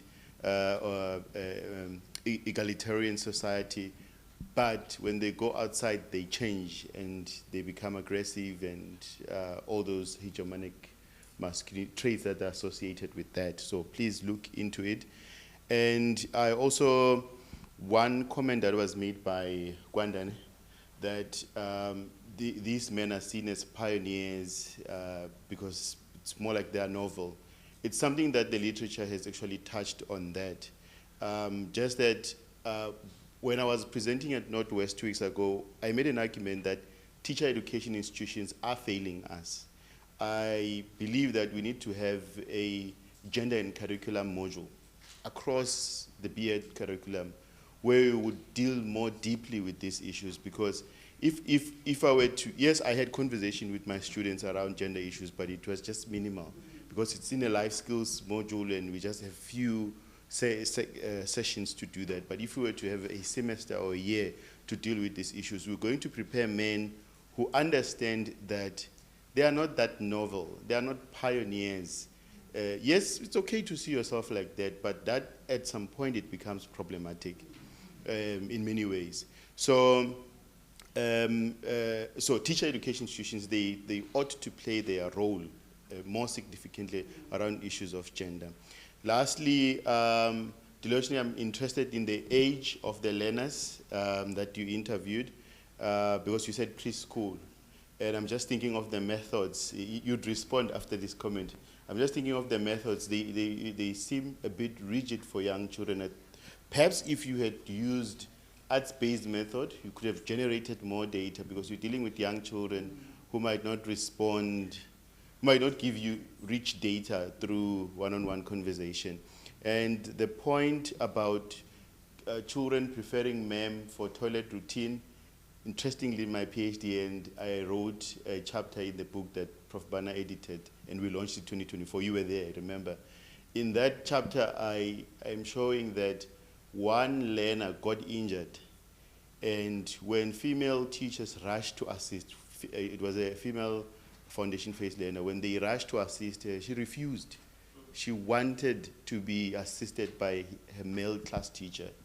So there are different dynamics to how children respond, but also I am very glad that you have taken this journey, and because part of the recommendations that I made in my PhD was that we are lacking children's voices, and I'm glad that you are addressing that gap. But obviously I'm interested in the age. Thank you. Thank you so much, Doctor. The ages of the children, so it was preschool, and they 5 to 6 years old, 5 turning 6 years old. Dr. Musa's not here, but she would be able to speak more on the methodologies. Drawings were used as a methodology as well. It's just not presented in this. We chose to just use interviews and focus group discussions for the transcripts, but drawings were used, and maybe you'd see that in another presentation. Yeah. But thank you so much, Doctor, for your comment, and we will keep that in mind. Yeah, just to add, it would have been nice to also see those drawings and how the children interpreted those drawings, because also in my PhD, I worked with very young children, and I used a method called stimulated recall drawing. So they draw their families, and then I interview them based on that drawing. And that's how I managed to get very rich data for my PhD. And many people, a lot of people were more interested in the drawings themselves. They loved to look at the drawings, and also to see how the children interpreted. I asked them to draw their families and to see what role the fathers were actually playing within those families. And it was very interesting to see children drawing families without a father. You see? No. It's children who didn't live with their fathers. And it was interesting to see those drawings and to see their siblings, maybe a 12-year-old, playing in one way or another the role of a father to the younger sibling. Yeah. Thank you so much, Prof. Msiza, and to our speakers and presenters. So that's it for this session, and I'll now be handing over to our MC, Dr. Rizvi. Thank you.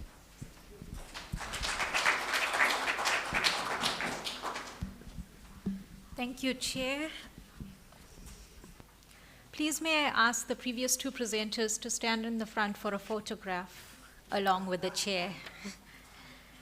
While we do that, I will now introduce the third session. This is entitled Fathers as Partners in Early Childhood Development, Transforming Masculinities Through Care and Engagement.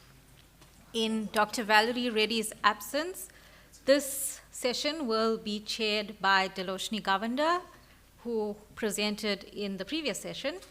She is a lecturer at the School of Education at Wits University. Over to you, Dr. Govender.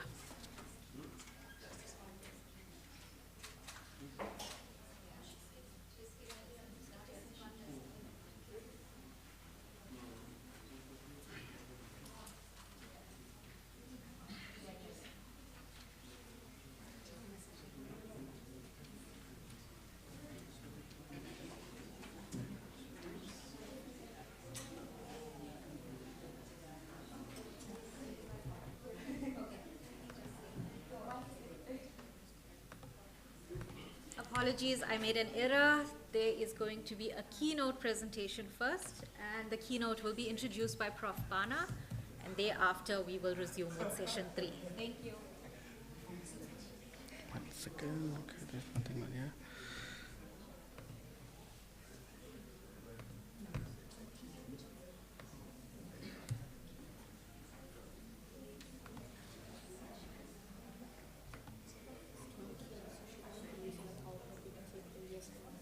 Okay.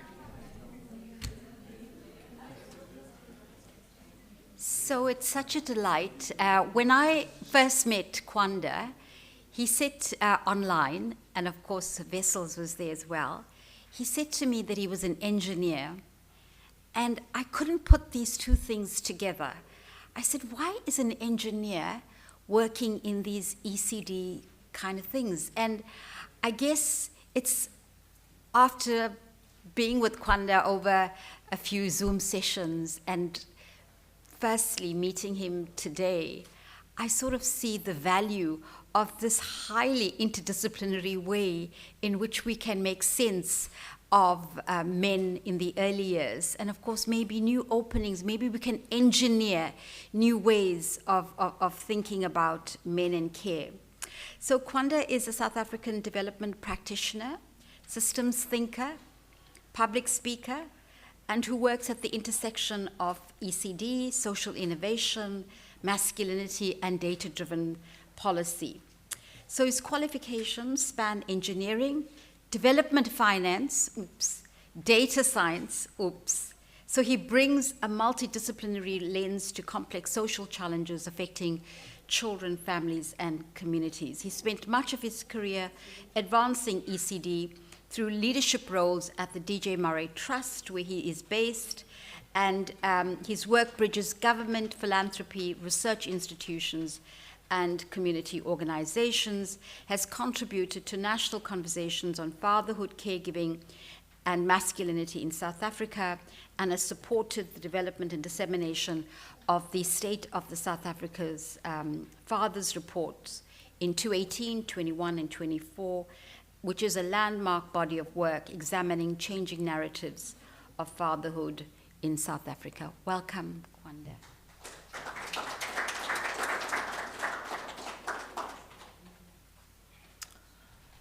Thank you, Prof. Bana.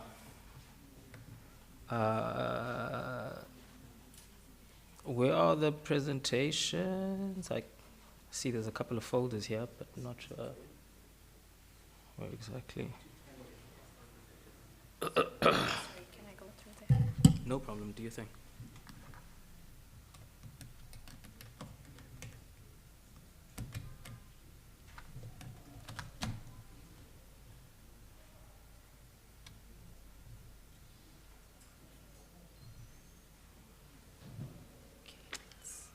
It's this one, right?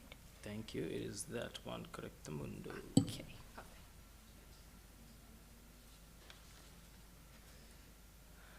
Okay, hello everyone. First of all, before I even start, I can I can hear some people actually dozing off behind me and close to where I was. So can we please stand up, everybody? Please stand up over your chairs. Thank you, thank you. Stand up, stand up, stand up, stand up. Okay, you see how long it took you to stand up? It tells you, it tells you.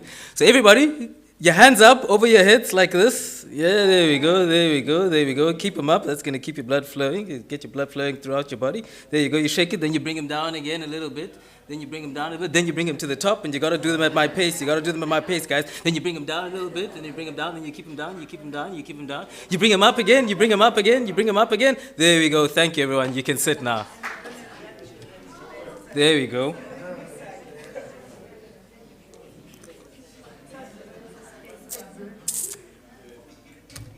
So, the first thing I want to say is, I'm not an academic, okay? So, my presentation will be slightly different. You know, the work that I do most of the time is that I advocate for specific things. So I find myself in front of civil bodies, you know, civil society organizations. Sometimes I'm in front of government officials, a lot these days actually, planning officials, those types of people. And I'm trying to always convince them to put children at the center of policy and planning.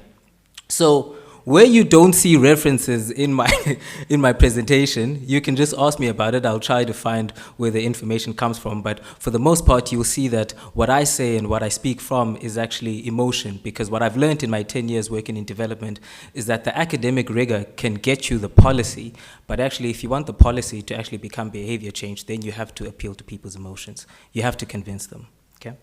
So, good afternoon, colleagues, researchers, practitioners, advocates, and friends. It's a privilege to be joining you today. I'd like to begin with a line from William Wordsworth. Okay? He says, "The child is the father of the man." And I think what he was suggesting was that the adults we become are shaped by the experiences that we have as children.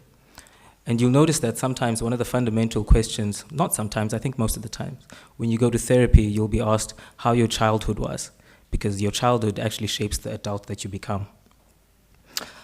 But today I would like to ask perhaps a different question.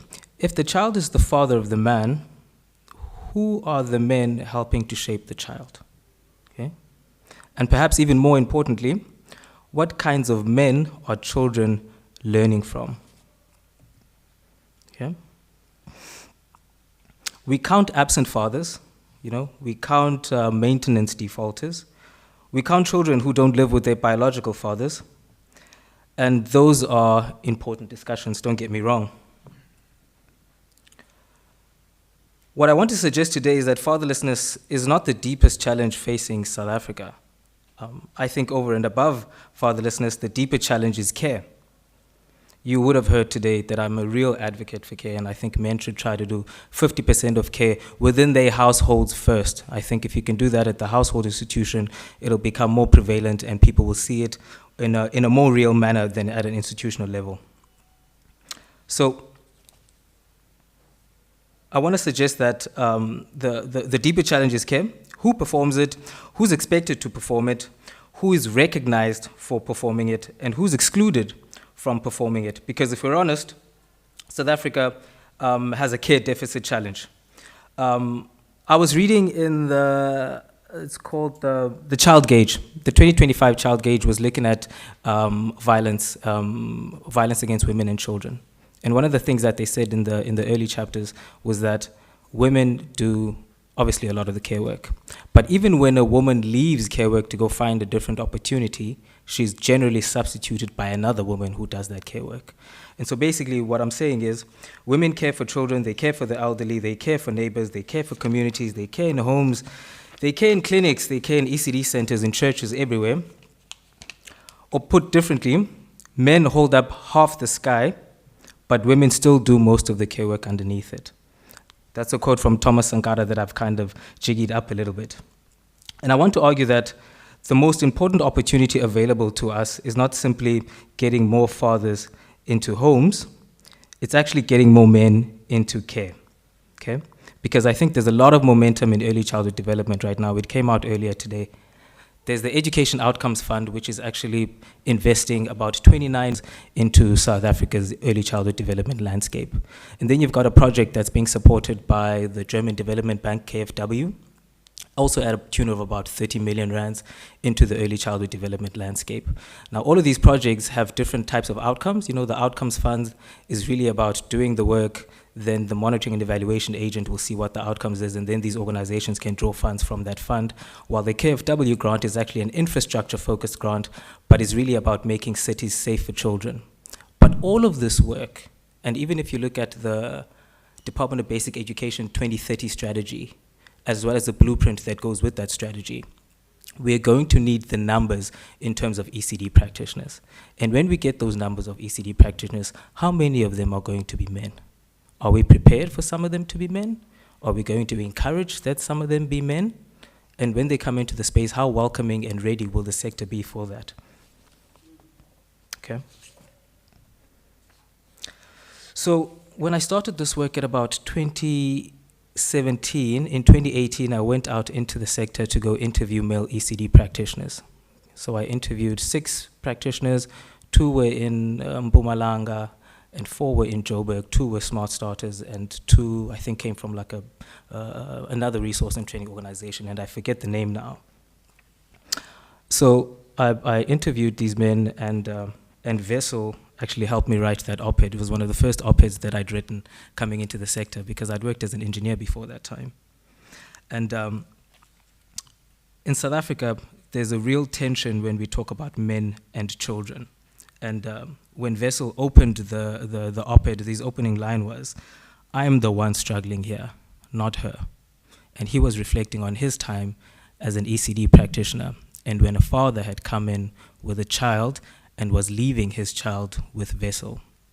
So this father was very, you could say, unsettled, you know. The issue was not separation anxiety, the issue was trust. We've spoken about it a lot today in terms of the trust deficit between men and children because of the high levels of violence that we find in South Africa. So can a man be trusted with children? And honestly, in South Africa, I would say it makes sense if a man isn't trusted with children. But it's precisely because it is such a reasonable question that we must ask another question. If we want more caring men in society, where exactly are children supposed to encounter these men? If boys are to learn masculinity can include tenderness, empathy, caregiving, where will they see it? Where will it be modeled for them? If communities are to imagine different forms of masculinity, then who will model them? And those questions sit at the center of this keynote. So South Africa's care deficit and the rise of social fatherhood. The State of South African Fathers report tells us that only 35% of children live with their biological fathers. Around 2/3 do not. But another statistic captured my attention. More than 40% of children live with adult men who are not their biological fathers. So that is, those are the numbers. A black South African child is more likely to live with another adult male than with their biological father. And we've spoken about migration labor and the reasons behind that. But this is not a story we tell very often. We've become very good at documenting father absence, and especially social father. We've become very good at documenting father absence, and we are less good at documenting father presence, okay? Especially social father presence. The State of South African Fathers report makes the point that co-residence is not synonymous with fatherhood, and this is something that Vessel and his colleagues had actually advocated a lot for, to say that even when they do the household survey, they mustn't just ask if the father lives at home with the child or not, because a father can live at home with the child but actually not be present. Another father can be stuck in Johannesburg but be calling their child every day, know exactly what they had for breakfast, know exactly how their relationship is at school, what they feel about academics, all of those things. However, proximity matters. And I think that it's something that we don't actually say quite often. I'm a father to a 2.5-year-old. I wash him, I change his diapers, I play with him, I cuddle him, I hug him, I kiss him, I feed him. There's nothing that I don't do for him. Well, first of all, my wife will not let me do, not let me not do 50% of the caring for him whenever she can. But care work requires presence. Reading stories requires presence. Comforting a crying child requires your presence of mind and physical body. Helping with homework requires presence. Feeding, bathing, playing, all of these things require presence. And the evidence is overwhelmingly clear that children benefit from loving, involved biological fathers. And co-residence is not synonymous with fatherhood, but it's not irrelevant, okay?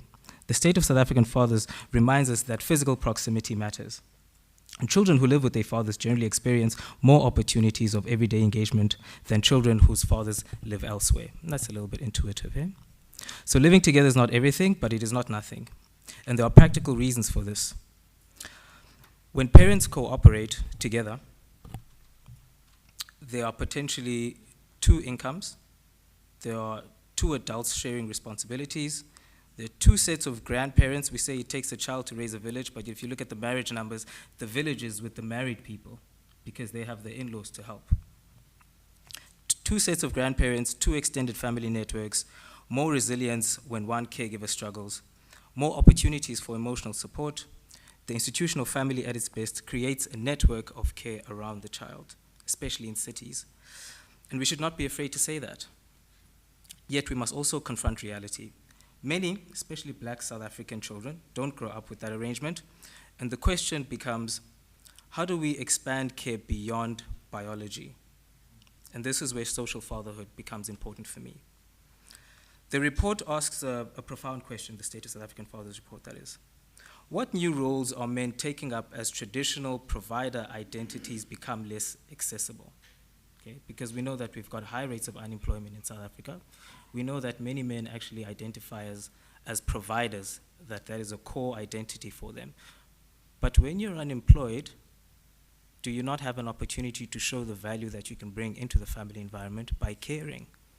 I'm going to touch on how we've seen some of that happen in some areas like the West Coast through the work of Elru a little bit later on as I make my case for social fatherhood.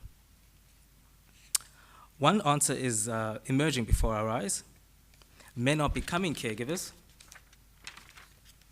Men are becoming educators. Men are becoming social fathers. And perhaps nowhere is this more visible than in early childhood development. So, there's a movement that we've failed to notice, okay? For many years, we've spoken about male ECD practitioners as though they are anomalies. And I have to admit that there's a few of them, but they are coming out of the, I almost said closet, but they are prevailing within society more and more. The more you look, the more they come out. Even in today's engagement, I'm seeing more new teachers, although they're in foundation phase, they talk about the people in their communities and the male ECD practitioners that are about. In 2018, sorry about that. So let me just talk about Elru's work in particular. So the movement that we failed to notice is, I'm speaking to that from my perspective, having interviewed male ECD practitioners, having shot a documentary on male ECD practitioners in Hammersdale, the guys that couldn't make it today because of the protest, as well as Elru's work in the Western Cape and in the Northwest, where they've interviewed what they call family community motivators. And what's happening there is that in the West Coast, women in the families are getting jobs elsewhere in the towns littered in around the West Coast, and whether it's a job as a cashier, a job as an au pair, these types of jobs. And what's happening there is that the men are actually left at home, and the family environment within the Western Cape, and I'm sure maybe in other places in South Africa too, is that you've got a household, and in that yard you also have backyard dwellers. And what's happening is that you've got all these children coming from the main household, from the backyard dwellers and all these places. And the mothers are actually off because they found jobs somewhere, but the fathers haven't found jobs. And now the fathers are sitting at home, and they've been recruited by Elru as family community motivators. And what they've begun to do is that they've begun to form play groups with these children. they're learning how to take care of these children, being trained by Alru. And what's happening is that the fathers that started to do this work are now encouraging other fathers to actually come in and help with these playgroups. So the numbers are small, but the mechanism is there. And I believe that the mechanism is set to grow as time goes. It's especially set to grow because I think the catalyst are these projects that I've spoken about. Basically the KFW project that's investing about $30 million, as well as the Education Outcomes Fund that's also investing $30 million, as well as the Social Pact, which is within the Department of Basic Education's ECD Strategy 2030, which seeks to have universal access to early childhood development. Now, when you're going to do that, you're also going to have to try and, when you do that, you're going to have to recruit more people within the workforce. Now, this is a very preliminary, very high-level calculation that I made, but you would need at least between 40 and 50,000 new ECD practitioners in the sector to get to universal access. And now, I don't believe that all of that 40 and 50,000 is going to be females. I think you're going to have a lot of men. We've heard people talk today around some people are really passionate about spending time with children, but some people are desperate for a job in South Africa.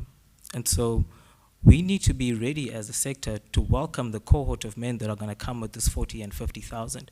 We need to have the training ready. We need to make sure that parents are ready to incorporate new forms of thinking around what they're expecting in schools, what they're expecting from teachers. And so I think that that's a very important thing to consider. So part 2 of my talk is really about caregiving as masculinity transformation. I'm reading a book written by an anthropologist, and what she's saying in there is that men, even within animals actually, men have the capacity to care, and when they do care, they go through physiological transformations in their brain that actually sometimes make their brain smaller, so shed pieces of their brain, but actually make them smarter. What she's saying, I'm only halfway through the book, but I don't think she's going to turn back. What she's saying is that through evolution, because women have been engaging in care work, women are actually generally smarter than men. But I have also seen data, South African data, that comes from the Early Learning Outcomes Measure, which is a tool that measures children's outcomes before they get to school. So we're talking about school readiness. So never mind milestones. We all know girls go through milestones faster than boys do when they're in their toddlerhood and when they're infants. But the Early Learning Outcomes Measure has shown that girls do better than boys. Even when it comes to school readiness, the Early Learning Outcomes Measure measures 5 domains: gross motor, emerging language, but there's basically 5 domains. But this tool has been tested, and it's a tool that's recognized to measure school readiness in South Africa. Girls are doing better than boys there. Girls are doing better than boys when it comes to TIMS and PEARLS at grade 4, so that's measuring maths and literacy at grade 4. Girls doing better than boys there. When it comes to matric, our grandiose golden ticket to life in South Africa, girls are doing better than boys even when it comes to matric. So if you ask me, that spectrum of development, all the way from infancy all the way till matric, shows me that women are tending to have a better aptitude for academics and outcomes than boys do. And that's what Sarah Hardy is saying, this anthropologist. She's saying because women have done care work since time immemorial, they're actually tending to be smarter human beings than men, because men haven't had to have that responsibility. It's not a popular take, but I think she's got a really good point, and it's an important thing to consider, because I think caregiving as masculinity transformation has this potential. If you have more men that are actually doing care work, I think you can create the narrative that care work makes you better. And then you'll get more men into care work, and then we can have, Vusi, a kind of egalitarian society that's actually based on men being incentivized to go into care work rather than them, you used the word, men playing the game when it comes to care work and an egalitarian society. So care changes people, and the mechanism is empathy. There's a study that was done in Rwanda. It's called the Bandebereho study. So this study was done, I think, in about 2019. And the mechanism in the study is that somebody would go to a couple, and in that couple, they would have some training, some discussions. But the objective was that the man would then usurp the woman when it comes to doing care work in the home. So the woman doesn't do the care work, the man comes in, he does the care work, and then they self-report measures of, interpersonal violence. But it's self-reported. And what they showed with that study was that because men then had the empathy for women, because women were doing the care work and now men had to do the care work, they knew how that felt. They actually had decreased levels of interpersonal violence. And then they came back and they measured the same couple 6 years later, and they found that the findings were actually quite still similar. So you still had lower levels of interpersonal violence being reported, which is really, really, I think, fundamental and important. Because what then the government of Rwanda did after that is that they took the outcomes of the Banda Bereho study, they streamlined the implementation, and they're actually making it part of their primary healthcare service. So community health workers are now being trained on the Banda Bereho curriculum, so to speak. So for me, that's fundamental. If you are getting men to go into care work, you've got the evidence that care work actually transforms you physiologically, and you can also show that it actually decreases violence within couples. I mean, that sounds to me like something South Africa should be really looking at, because we're definitely interested in gender-based violence or decreasing violence in general. We're also definitely interested in a more egalitarian society, so men doing more care work. So caregiving is developmental for the caregiver, not just for the child, which I think is something that I tried to ask the participants here today when I was having my discussion. How did this work transform you as a person? Because it definitely transformed me when I started to think about this work. I have no idea how I'm doing in terms of time. Are we still okay? We're still okay. So children are actors, and they act out what they see in us. So children learn from the things that adults do. This is a theory called social information processing, and it really speaks to what children observe. You can try to teach children and tell them things, but they're really observing your actions. And that's why sometimes when we talk about male ECD practitioners, or we are talking about teachers in foundation phase, we're talking about the role modeling that they could possibly do, because children are constantly watching. They're watching who comforts a crying child. They're watching who reads stories to a child. They're looking at who's speaking gently to a child, who expresses affection, all right? So those observations, they communicate the care and the empathy and the emotional intelligence that are compatible with masculinity if they are shown in that way by men. And by the way, having men in ECD and having men in foundation phase doesn't mean that they don't drive the bad stereotypes in the first place. So when you have them in there, it's actually about the reflective practices that they must have around their own biases, as well as their counterparts. And that's why I asked the question of also your counterparts. How do you interact with them?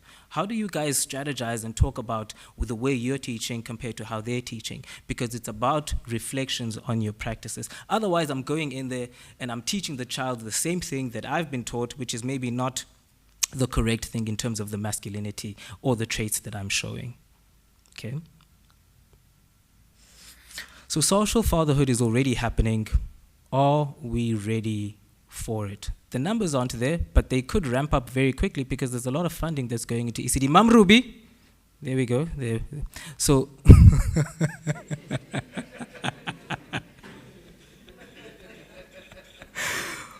will our recruitment systems recognize it? Will our training systems support it? Will our research systems measure? Because we are finding them like mushrooms. We're not really intentional about rounding up all of these men and actually having real studies where we could derive data, and then we can have large advocacy efforts that maybe could be driven by the Department of Education if we really want to shift paradigms in parents and how they're thinking about, masculinity and men teaching in the very early ages. Will our funding systems be ready to invest in it, or will these men remain invisible? Okay. So I want to leave you with just some thoughts. Men and women hold up the sky, but women are doing all of the caregiving work underneath the sky. And so the child is the father of the man. For many years, we focus on the absence of fathers, and we should continue to do so. Children deserve loving, involved biological fathers. But perhaps we should spend equal time paying attention to another phenomenon, the emergence of social fathers. Men who choose care, men who choose presence, men who choose responsibility, and men who choose children. By the way, Sarah Hardy is not only talking about biological parents when she talks about a physiological transformation in the brain. She says adoptive parents have it, mothers have it the most, and biological fathers have it, maybe you could say second. The evidence emerging from Hammersdale, Inchanga, Khayelitsha, the West Coast, the Northwest, and many other communities suggests that these men already exist. The challenge is not to invent them, the challenge is to recognize them, to support them, and to learn from them, and scale the conditions that allow them to flourish. Because South Africa does not simply need more fathers, South Africa needs more care. And men remain the largest untapped source of care available to society. As I said earlier, generally, if a woman leaves care, she's substituted by another woman. It's generally not a man that comes in and takes that care. So there's a net care opportunity that we're able to increase if we tap into men and not just women when it comes to care work. So the opportunity before us is much bigger than increasing the number of male ECD practitioners. It's an opportunity to redesign masculinity through one of the fastest growing human resource systems in South Africa. And that's an opportunity we cannot afford to ignore. Humans change when they care. Attachment changes us. Responsibility changes us.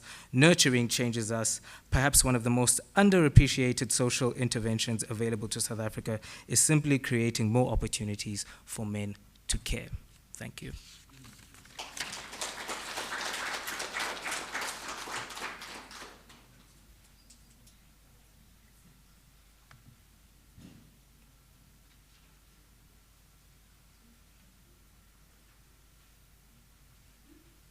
Thank you so much, Kwanda, for your presentation. Up next, we will move to session 3, and this is now being chaired by Dr. Govender.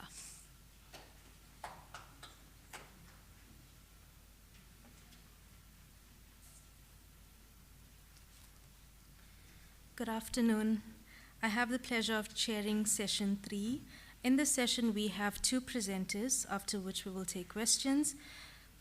Allow me to introduce Dr. Wessel van der Berg, who is the Senior Advocacy Officer at Equimando, Center for Masculinities and Social Justice, and the father of 2 children and a partner to his wife.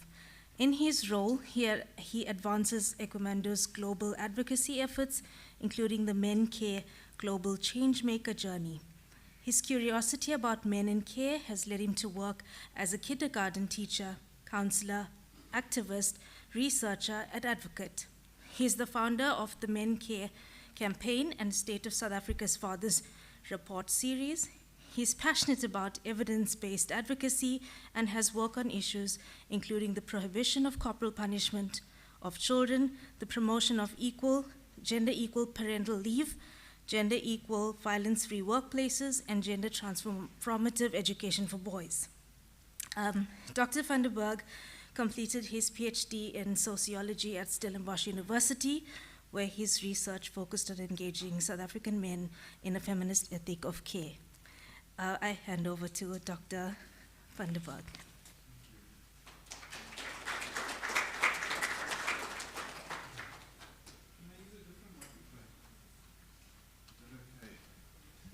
I think I'm following Kwanda with the post-lunch shift. So today is a unique day, and I would like you to turn to the person next to you and congratulate them for being here. So turn to each other and say congratulations.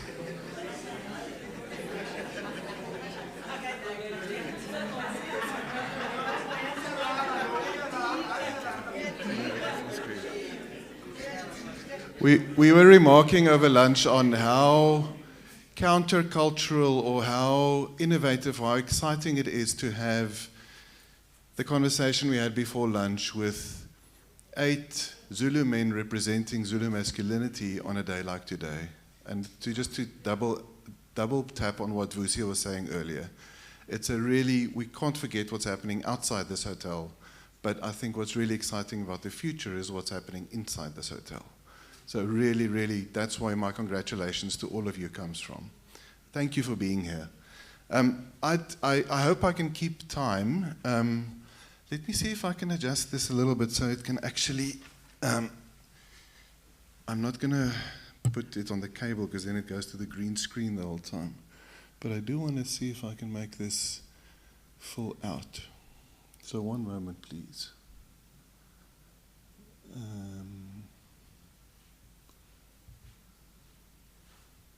I don't want to ask AI.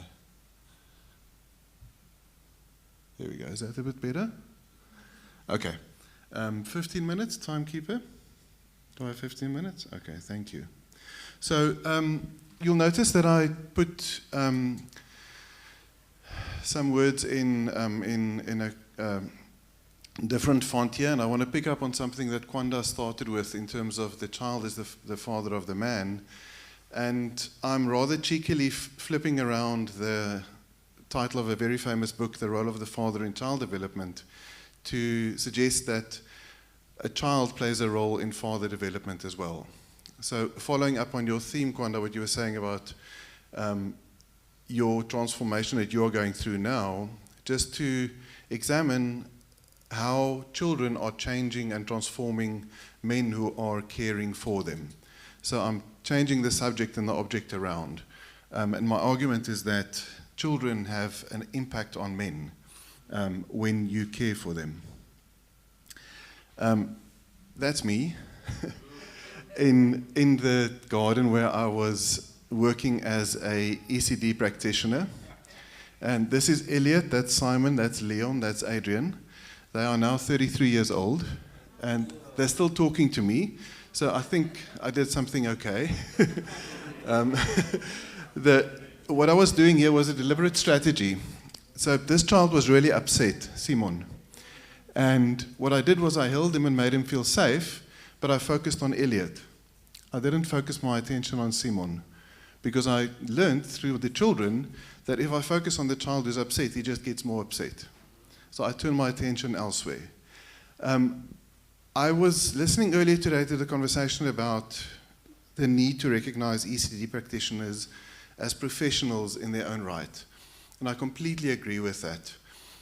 On the conversation around social fatherhood, I don't think that we should do a qualification of qualifying social fathers. We need to qualify ECD practitioners. But a 3-year-old doesn't understand that. A 3-year-old identifies a man as a father figure, whether you like it or not. If they spend time with a father in care or a man in care, I didn't step into this as a, and you see I had more hair, but I didn't step into this as a father figure, but inevitably I was one to those children.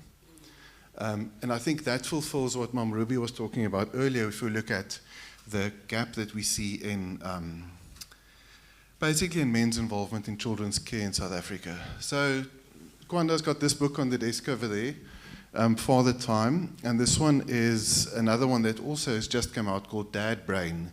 Both of them documenting the neurological changes and the hormonal changes that men go through when we spend time with children, particularly with babies.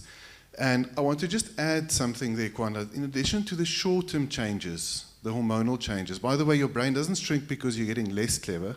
It makes your brain more efficient. It's a difference between a Skorogo and a Porsche. The Porsche is lean and mean and efficient. Your brain becomes more efficient in how it works. So that's why the brain shrinks. There is a long-term benefit to care, which translates to a neuroprotectivity. Your brain is protected and you have less risk of dementia if you spend more time in caregiving with children. That's really, really interesting over the long term. And my dad is now 93.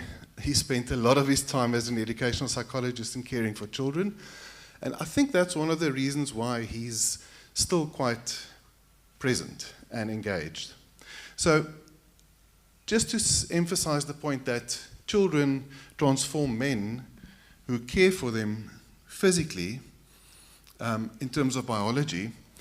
This is a third researcher to follow. His name is Professor Lee Gettler, who was also, I had the good fortune of being at a panel presentation that him and Sarah Hardy did on this topic.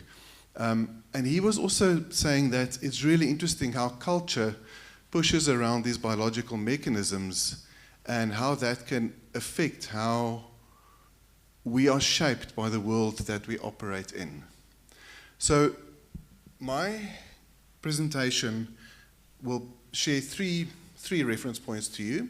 The first one is the state of the world's fathers. So I'm bringing a little bit more of an international perspective. The second one is to look at a recent research project that we are driving in Chile and Latin America. And the third one is to talk about an exciting project that we are now implementing to actually look at how we can shape the world in a way that encourages men's engagement in care. So this is the State of the World's Fathers 2026. The State of South Africa's Fathers usually draws on the same data set in one way or another. The one that came out in 2026 was authored by my colleague, Dr. Tavishi Gupta. And I recall a moment where one of the earlier authors, Brian Heilman, became a father. He was an author of the 2021 report. And I'd mentioned something to him that somebody had told me when I became a father, and that is that people aren't parents until they have a child. So the parent is born when the child is born. So Kwanda, as a father, you are only 2.5 years old. And I didn't realize how significant it was for Brian, but I saw him 2 weeks ago, and he said to me, it's relieved so much pressure on me as a parent that I don't have to perform as a professional father. I've only got 2 years of experience in this. It's okay that I bumble along, because it's a relatively new thing for me. So on that topic, the parent is born when the child is born. The father is born when the child is born. So I'm not going to go too much into the detail of the study. It was 16 countries, including South Africa. I'm going to share 5 findings. The first one is that fathers want to care. Around the world, in 16 countries, those who responded to this survey, 9 in 10 fathers say caring for children and loved ones is one of the most enjoyable things in our lives. It's most often associated with responsibility, with love, and with care. A father in South Africa said, I think the best gift you can give is love. Yes, money is important, but the basic one is love. Time with newborns matters. 87% of fathers and 92% of mothers say time with their newborns is a source of health and happiness.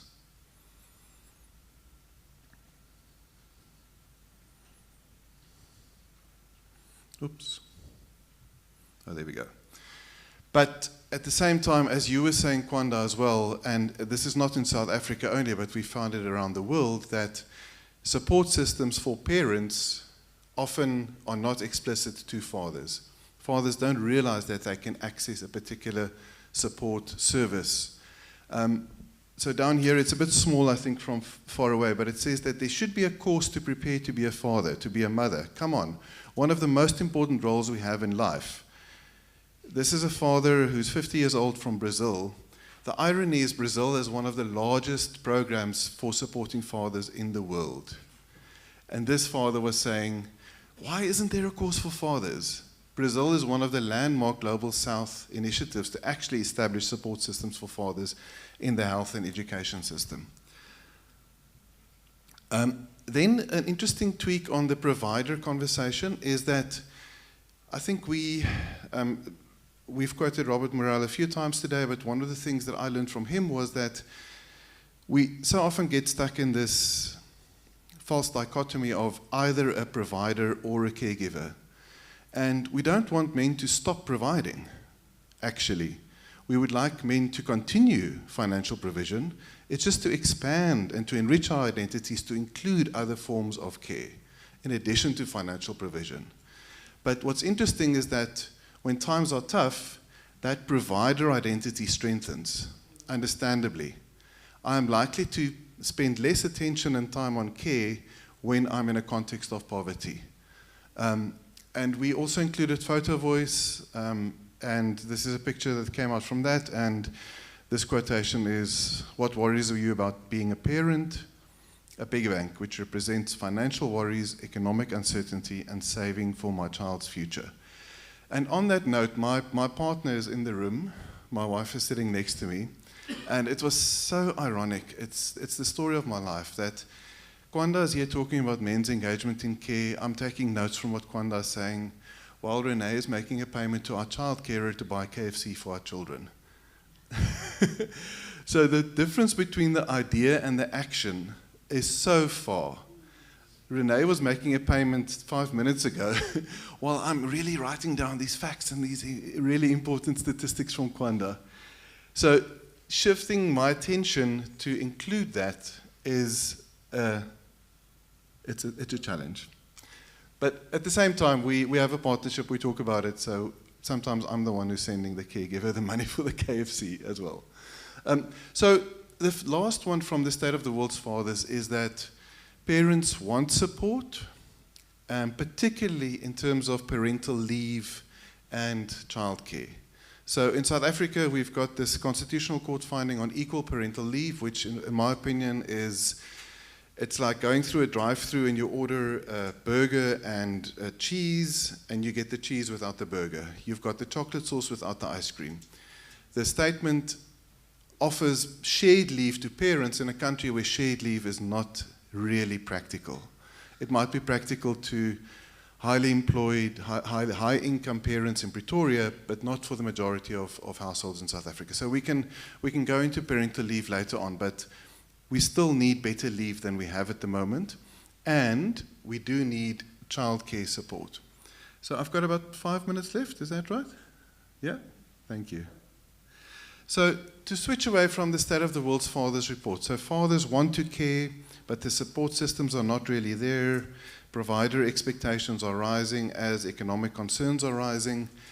This is a study that's not yet published, so I'm showing the kind of initial design. It's not been published yet. It's from an organization called Elige Educar, who's based in Chile, and they are actually looking at the same topic that we've been spending the day on in terms of recruitment and eventual employment of male ECD practitioners in Chile. And the entry point is out of 61,000 applications between 2010 and 2023, only 400 were from men. Then, at university enrollment, it was less than 1%. It was the percentage of enrollment was 100%, it was 99.5 female, 0.4 male. Some men fall out until they graduate, so you can see how the funnel reduces. And then once the work starts, there's this spotlight that gets shone on men as practitioners. There's some status attached to being unique, to being different, to doing something new, which is fantastic. But then when you enter into the space, you see the emergence of distrust, and then there's the stigma of the dangerous man. At the same time, in Chile, and I think we've heard this here as well, but not necessarily with the guys who are in the room, they call it the glass escalator phenomenon. So men tend to be more comfortable in administrative or operational roles, and they are more often rapidly promoted to administrative roles rather than women employees. So going back to my original question or my original point, how were men affected? And luckily this was a very rich study. It had qualitative, direct research and quantitative research. So three themes came out. Firstly, and these really confirm for me what I've heard today from all of you actually, that male educators were redefining masculinity. So these are three ways in which the men were affected by their work as educators or as caregivers. So they had this to navigate the double bind between caregiving and societal expectations, ultimately reshaping a new form of masculinity. There was a vocational reaffirmation. One of our colleagues this morning was saying it's a calling. This is a calling. I'm doing this because it's a calling. The men in Chile agree, on the other side of the ocean. And then becoming agents of change. So I noted that we had 8 men in ECD centers this morning speaking to us about their experience.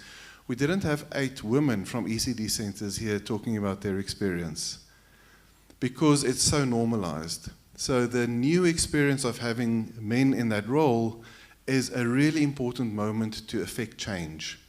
And it's been wonderful to hear the stories. So men are becoming agents of change like you are.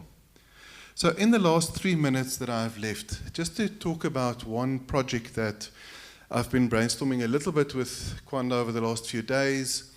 It's a project that we are currently implementing as Equimundo. Equimundo is an international organization. I live and work in Cape Town from my house, in fact from my garage, remotely all of the time. But our office is in DC and Washington DC, and we work all around the world. And one of our new projects that we are implementing is called Men Care Cities. So the idea is, as Lee Getler was saying, how do you create the environment for men's caregiving? How do you actually shift the environment to get men more engaged in care? That's the basic idea. 2 practical ways in which we are doing that. The first one is that we are replicating care blocks. So a care block is basically a block in a city or a street where you have an ECD center, where you have a laundry, where you have an inhabit training for mothers, where you have a social worker, where you have a SAPS station. So it's basically a cluster of services in one place that would relieve particularly female caregivers of the time required to travel to the library, to the ECD, to the social work center. So it's proximal services. And what's been really exciting about this is that in that care block, there's a school for teaching men or encouraging or affirming men's engagement in care. There's a school that teaches basic care skills to men who are interested in that. So Bogota is the city in Colombia where this began. The current plan has approved 27 blocks of care across the city of Bogota, which is really exciting. So you see what we're doing here is we're not talking to Kwanda or to Kevin or to Vusi. We're changing the room. We're changing the environment around them to foster their engagement in care. In addition to talking to them, we're not going to let them off the hook that easily. Then the second one, which I'm really excited about, is a project from Australia. It's actually not defined as a project. It's an initiative that I came to learn about when I attended an Australian Football League match. Has anybody in this room, anybody in this room ever been to an AFL match? Have you been to an AFL match? No? So AFL is known as footy, it's Australian Football League. If you imagine playing rugby with netball rules. So netball, volleyball, rugby on a round circle. It's a really crazy game. But they noticed that there was a lot of male violence happening at these games. And what the Marvel Stadium, one of the big ones in Melbourne, did, and others, is they created family-friendly facilities in the stadium itself. They brought women and children into the space in a safe way. And I attended a game and I really experienced how exciting it was without the aggression, which was new to me coming from South Africa, going to rugby and soccer games over here. That is one example of how you change the urban environment to get men's caregiving more activated. And then the last point I'll close on is a thought from a writer called Cal Newport, who made the point that passion in your job does not come, or its competence doesn't follow passion. So you don't get skilled because you're passionate about it. Passion follows competence. You first get skilled in something, and then that leads to you becoming passionate about it. It's a self-fulfilling cycle where you land in a moment where you have to do this, you start doing it, and what I've heard today from many of the men who were speaking, as your competency grows, you actually start to value and become passionate about that. I never saw my career as an ECD practitioner and as an advocate for men in care. But the deeper I'm digging in this hole, or the higher I'm building this castle, the more I love it, and the more I know there's more to it. So I wanted to end on that note, to say that that is one of the ways in which children are transforming men, is that once you start working on childcare and you become competent in it, it actually builds your passion for the future. Thank you.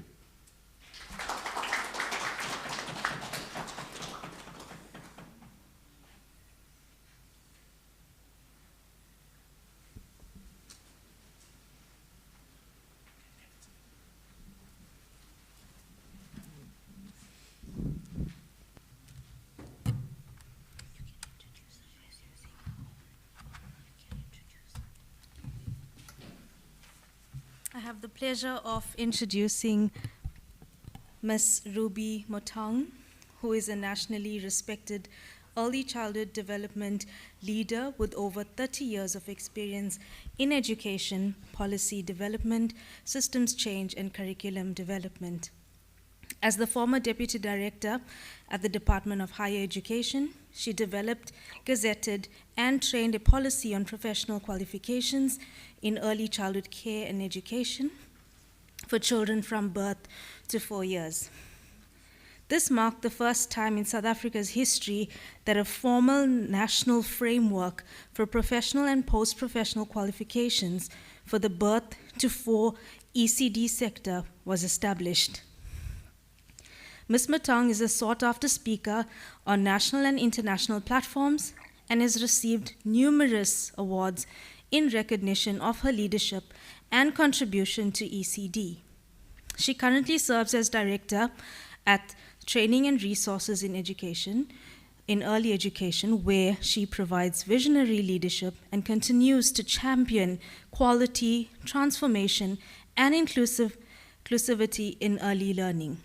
She also serves in multiple national and provincial committees, strengthening cross-sector collaboration and advancing ECD reform. She has recently been appointed to the National Education and Training Council and serves on its EXO, advising the Minister of Education on policy matters. Through this and other national roles, she continues to play a key role in shaping the evolution of the ECD sector in South Africa. She remains a driving force in the professionalization and reimagining of early childhood development in South Africa. Over to you, Ms. Motong.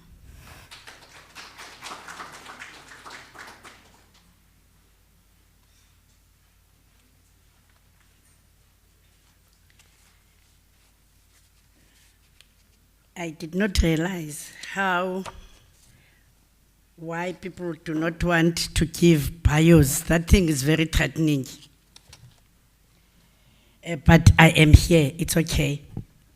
But before I get into my talk, good afternoon, colleagues.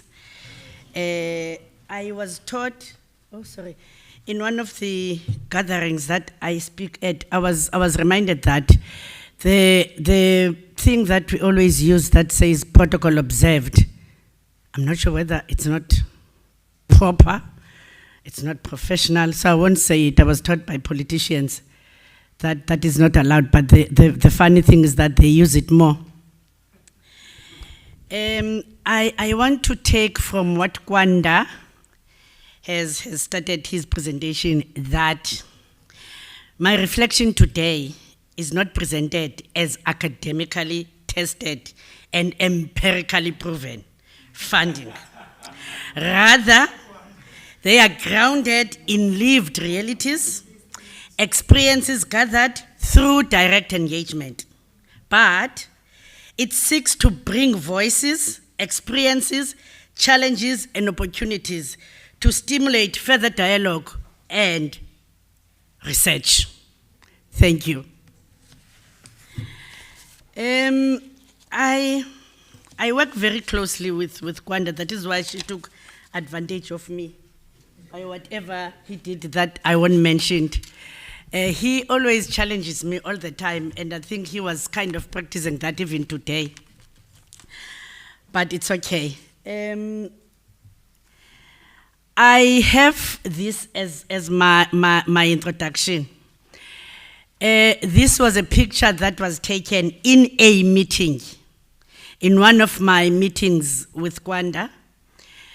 And when you go to this meeting, you get so formal, expecting, all the formalities. And there was Kwanda holding his baby. And I'm saying, Lumfana, is he not taking this meeting serious? But, as we were deliberating, I realized that, in fact, I quote, more than just a second parent or an extra set of hands, fathers are one of the best child development resources we have. Close quote by Dr. Pia Brito, UNICEF Chief of Education Development. And the most interesting experience that happened within that meeting, the mother to the 2.5-year-old came, and that young man forgot that we existed with Kwanda when he saw her mother. And again, that is the conversation that we've been, having this morning, that of how do we make the issue of present male component or male a figure in the daily lives of their children. And when the young man did that to Kwanda, for sure he's used to that he is sometimes play a side parent when the mother is not available. He was not triggered by that. Where did we start as three? We did not wait for the sector to change. We went first. 10 male ECT practitioners, 3's first ever cohort of men, fully trained and accredited in KwaZulu-Natal. Empowering men as ECT teachers in KwaZulu-Natal. In nearly 40 years of training ECT practitioners, I could count the number of men in our classrooms with one hand. This is what happens when we intentionally invite men into early childhood development. As Usbonelo shared his experience when he was on this platform, that he was the only male in one of our trainings. And that was a joke because nobody could understand. Lomfana kalahlekanga, lomfana right upstairs. And because he was intentional, he did not feel threatened by all the doubting Thomas, that of thinking, because this is what I always say, we always think we're superwomen in every levels of a child development. And we forget that it takes two to bring that child into this world. So it should take two to kind of package a program of holistic development, whether it's in the home or in the ECT centers. In 2021, this was deliberate. We broke from the language of day mothers. We designed a pathway, recruited openly, and watched something shift, not just in the men we trained, but in the communities and around them. And then? And then?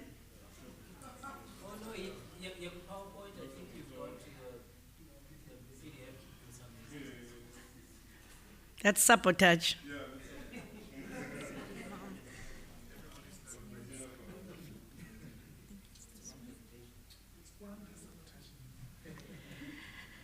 The national context.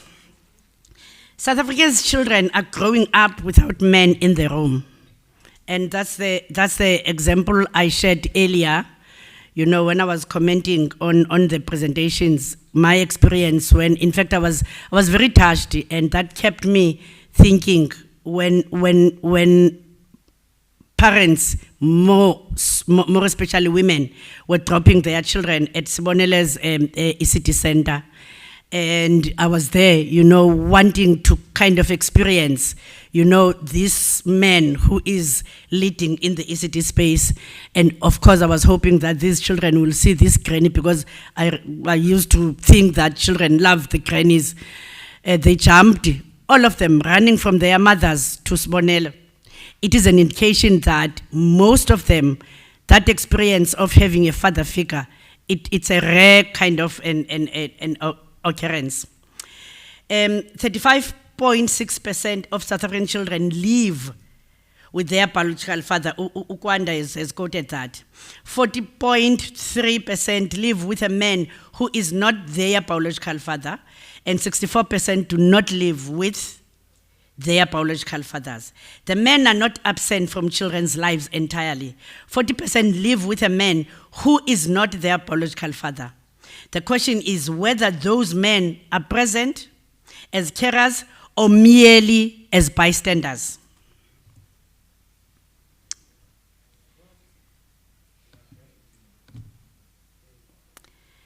The same gap inside ECD, and the people raising children in ECD are almost entirely women. And that is why we kind of tend to monopolize. That is why the young men who were here earlier in the session, they were reflecting on how women were kind of challenging them by being in the space. It's because of the mentality that we assume that early childhood development, including foundation phase, is our space. 3 in 30, a visual representation of TRI's first male intake against the existing workforce. ECD has been built as women's work by design, by default, and by habit.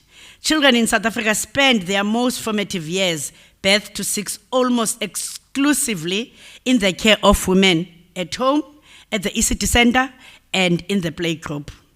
Men appear in those years mostly as an absence. We have accepted that for a long time as a community, as a society.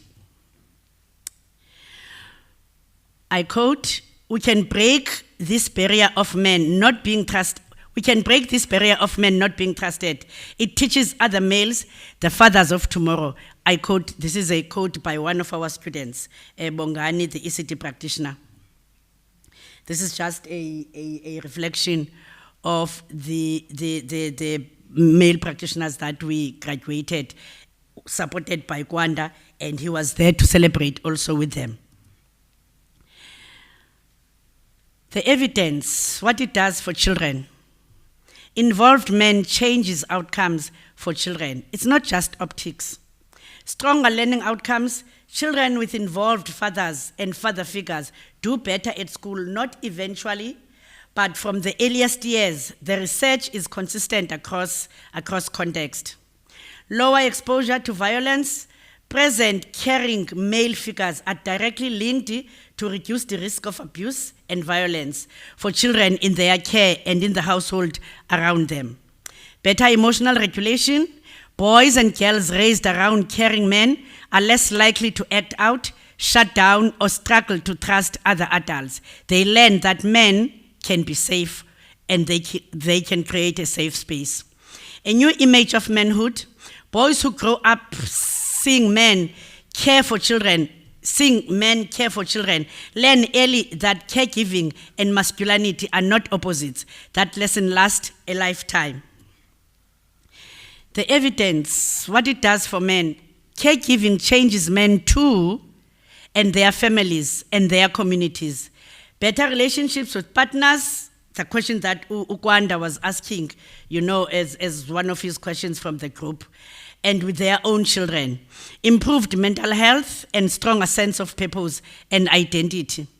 Greater economic stability. ECD is low paid, but it is stable, accredited work. A visible counter to male unemployment, particularly relevant in KwaZulu-Natal. Involved fathers are more likely to have better relationship with their partners, improved mental health, and greater economic stability. Close quote by Jean-Marie Nkurunza. What the ECD sector needs to do differently. This is not just a household issue, it is a sector design issue. Expand the talent pool. We face a national practitioner shortage. Ukwanda also has mentioned this. And to be exact, we need a plus minus 564,000 ECT practitioners. And the question still stands, how many will be males in that number? Use play as the entry point. Toy libraries and play groups are where men often first engage. Low stakes, community-based, hands-on, a natural on-ramp before formal qualification. Commit to the long view. Gender norms do not shift through once-off campaign. A sustained generational presence of caring men in ECD is the only thing. Trust the multiplier effect. Every male practitioner becomes a signal to other men in his community that this is possible. The ripple is bigger than the training room, as presented earlier by the group that was here. Naming what gets in the way. 3 barriers that are real, and more of them are insurmountable. 1, the stigma and suspicion. This has been mentioned by most speakers today. Men entering ECD often face assumptions about their motives before they have spent a single day in the classroom. Trust has to be earned publicly and repeatedly. Our cohort knew this going in. We prepared them for it. And also, the good thing about the males that we trained in our program, they were trusted by the communities that they are coming in. That's why it was easy for them to come in and blend with the communities. That is why it is easy for them to master, the ECD early learning program. No visible pathways. As this has been communicated also by Umzoli, that the question of pathways within the ECT sector as a whole, not only for men. Recruitment, language, training materials, and job titles, day mothers, were built for women only. Not one design on one ramp for men. 3, built one, it needs to exist everywhere. Economic reality, ECT is low paid. This also was mentioned by most people here. For men carrying expectations of being primary providers, that gap is real, not an excuse. Any serious strategy for male inclusion must also advocate for sector wages. None of these barriers stopped our 2021 cohort, but they will stop others unless the sector addresses them by design and not by accident. What a real solution looks like. A deliberate generational project, not a campaign, not a pilot. Global evidence is clear. Short-term programs do not shift gender norms because identity is largely formed by early adolescence. Reshaping who can be a carer requires sustained intergenerational work, the kind of work that accredited training providers like 3 are built to do. This is a group of male practitioners in our program. What a real solution looks like,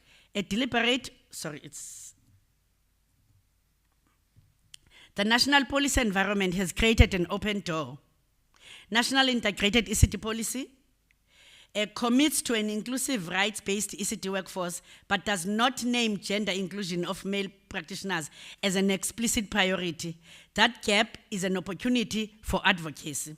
Children's Amendment Bill strengthens protection framework for children in ECT settings, including registration, requirements, and practitioner standards. A strengthened sector is one that can absorb new practitioners, including men. Presidential Commission on Gender Equality.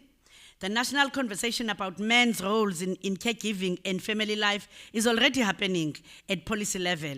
ECT male inclusion must insert itself into that conversation, not wait to be invited. 3 has the blueprint. Now we need to grow it. Long-term investment, changing gender norms takes time. Male inclusion in ECT cannot be a once-off. Advocacy and awareness, continue challenging perceptions and promoting ECT as a profession for both women and men. More men in training, actively recruit and support male practitioners at every intake. Document and tell the stories as the story of emergence. Use film research and media to make visible the impact of men in ECT and inspire others. Build partnership, bring together funders, government, researchers, and communities to grow this work, influence the sector, share lessons, evidence, and models that can be replicated across South Africa. Pictures continue. We're no longer asking whether men belong in ECD. We have shown that they do. I want to close by this. The future of men in ECE is not merely about increasing participants. It is about transforming the sector into one that values diversity, promotes inclusion, and recognizing the quality early learning benefits when caring and teaching are shared responsibilities. I thank you.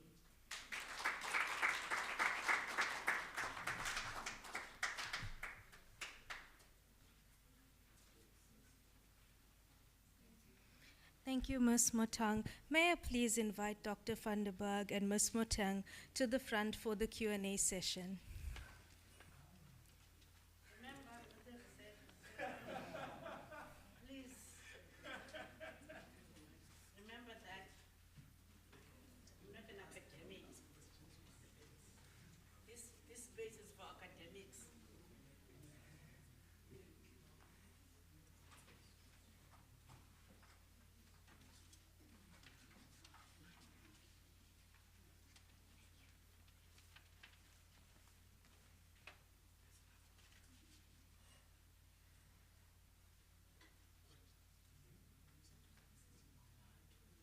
Are there any questions for Dr. van der Berg and Ms. Motang? Yes, at the back, please.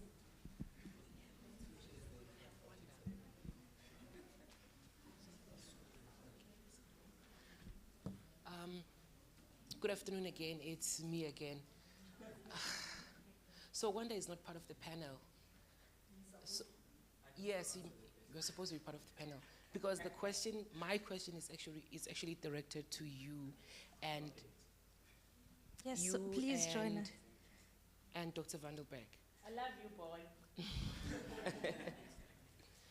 So, again, I'm just going to preface by saying this. I stand to be amended, and I just want to make sure if I heard you clearly. There is something that both Gwanda and Dr. van der Berg said about caring for children and how does that also influence the brain of a person being able to live longer, sort of like make the person smart or something along those lines. Yeah, kind of paraphrasing. So you presented the evidence suggesting that, I've actually written down my question because I don't want to get it wrong. You presented the evidence that's suggesting that caregiving transforms men by increasing empathy and even benefiting long-term well-being. And my question is, do you worry that framing care in terms of benefiting men could unintentionally instrumentalize children as though men should care because it makes them healthier or smarter? Or do you see this as mutually beneficial relationship where both children and caregivers can develop together? I don't know, must I repeat or it's clear? Your question is absolutely clear. Yes, as an advocate, I want to incentivize, because incentives are everything. If you ask an economics professor or anybody, incentives are everything. And if you want humans to do things, you have to incentivize them. So when I said that, I'm incentivizing the men to do the care work, but it's mutually beneficial. I described the ways in which it benefits the man, but I think the whole discussion today has been about how it benefits the children too. So it's a two-way street, where the man is benefiting and the child is also benefiting. But the way that I was posturing it was definitely to incentivize men to get into care work. No, and I agree. So yes, absolutely. So the Banda-Berehil study that Kwanda mentioned, one of the things that has been cited a lot about it in the two randomized controlled trials were that it's one intervention that improves children's outcomes and mothers' outcomes. So it benefits women and children.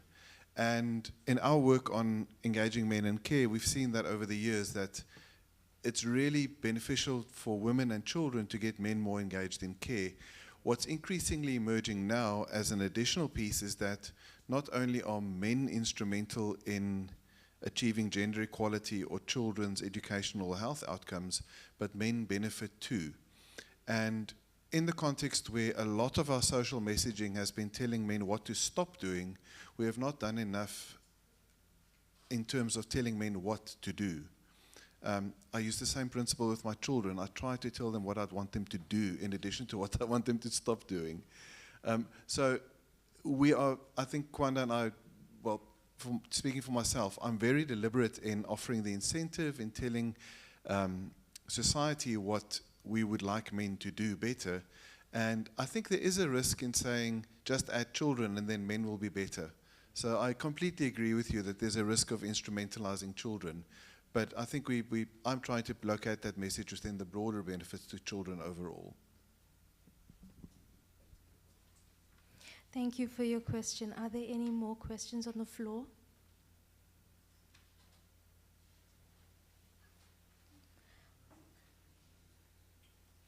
Okay, if there isn't, thank you so much.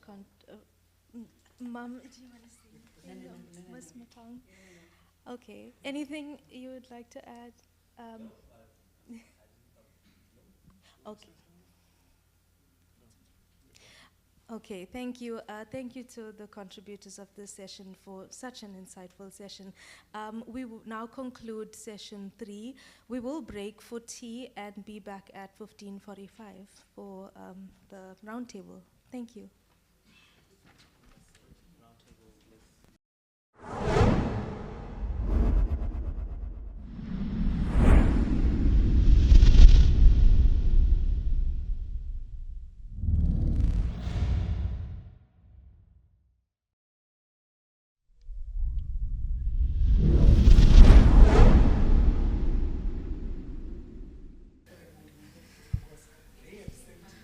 Welcome back to our final session for this afternoon.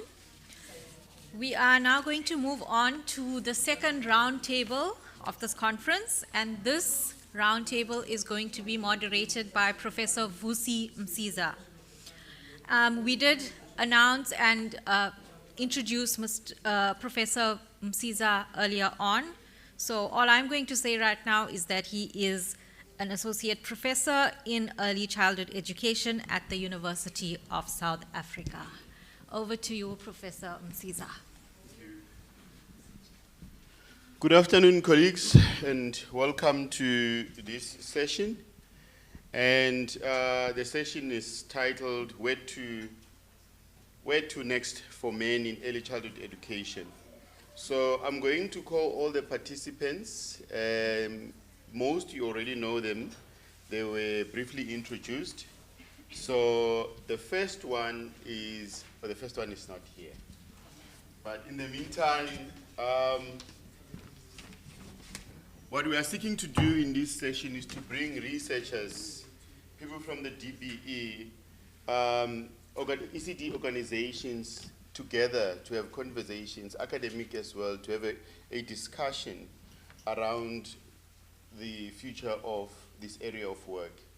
So I see some of them are here. So I will start with Kwanda Ndoda. Kwanda is a South African development practitioner from DG Murray Trust. Kwanda, please come to the front.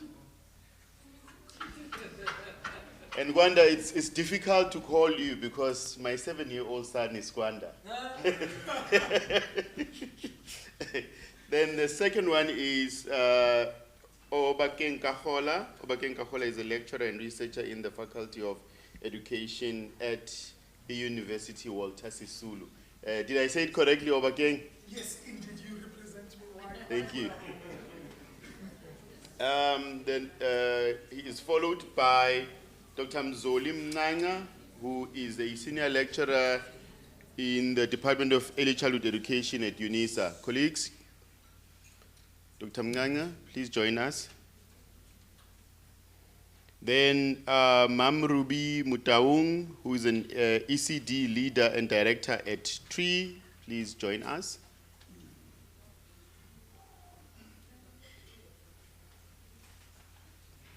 Kevin McGrath is a lecturer in education at Australian Catholic University. Please join us. Is Ntombikona Zama present? He's not present. Thokozile Dube? Okay. I guess we're waiting for Vessel. Oh, Dr. Vessel van der Beek, who's a Senior Advocacy Officer at Equimundo Center for Masculinities and Social Justice. Please join us.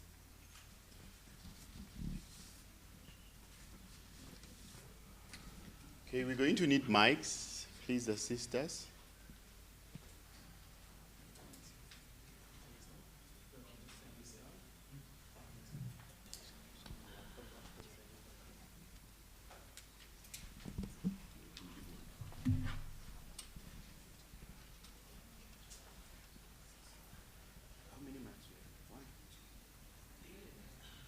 Can we have more mics?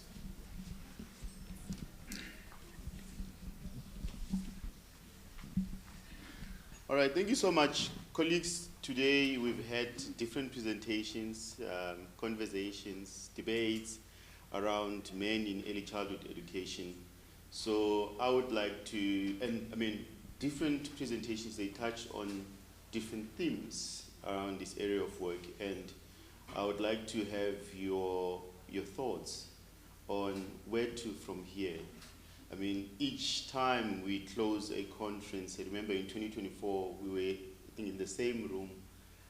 We had different insights on where to from then, and some of the things then we've achieved them as a group, as a special interest group, so to say.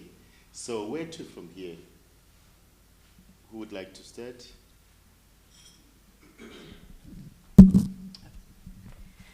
Thank you.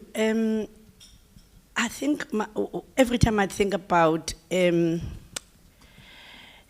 importance of this topic, I always think about the communities where we're coming from. I always think about the societal, perceptions. And so in that, that is why in my earlier presentation I mentioned that what kind of put us in a comfort space in training male practitioners in ECD, it's because of the confirmation that we received from the communities that they are coming from. Because before we do any training, we do kind of groundwork in making sure that we're moving with the community. So my response to your question would be, we need more advocacy. We need getting more into the ground in bringing the communities, because even here amongst us, the people who matters most are not here. The communities that these male teachers are being trained to go back and deliver what they are trained in. And the issue of acceptance then might be very challenging if we are not moving with the communities. So what I would say, Mtagwetu, is more and more and more and more advocacy. Thank you. Thank you so much. Kevin? Oh. I was going to add to exactly what Mamrubi is saying. The Heckman equation tells us, or the Heckman graph rather, it tells us that when it comes to development, the earlier, the better. So if I had all the money in the world, I would actually take all of the investment away from 3 to 5 year olds. Maybe I'd even take an investment away from foundation phase. And I would target pregnant women in particular and their partners. So I think the next frontier is parenthood. So it speaks to communities definitely, but I think if the government is awake, a really proper intervention would be to make sure that no pregnant woman has an unhealthy pregnancy. I mean, we're rich enough as a country to make sure that that's the case. And the evidence also shows us that when men come in during the pregnancy, they stay for longer. So there's something about that period that's magical. So I think the next frontier should be parenthood, but I think that's way in the future. I don't think that the government is ready to face those kinds of issues yet.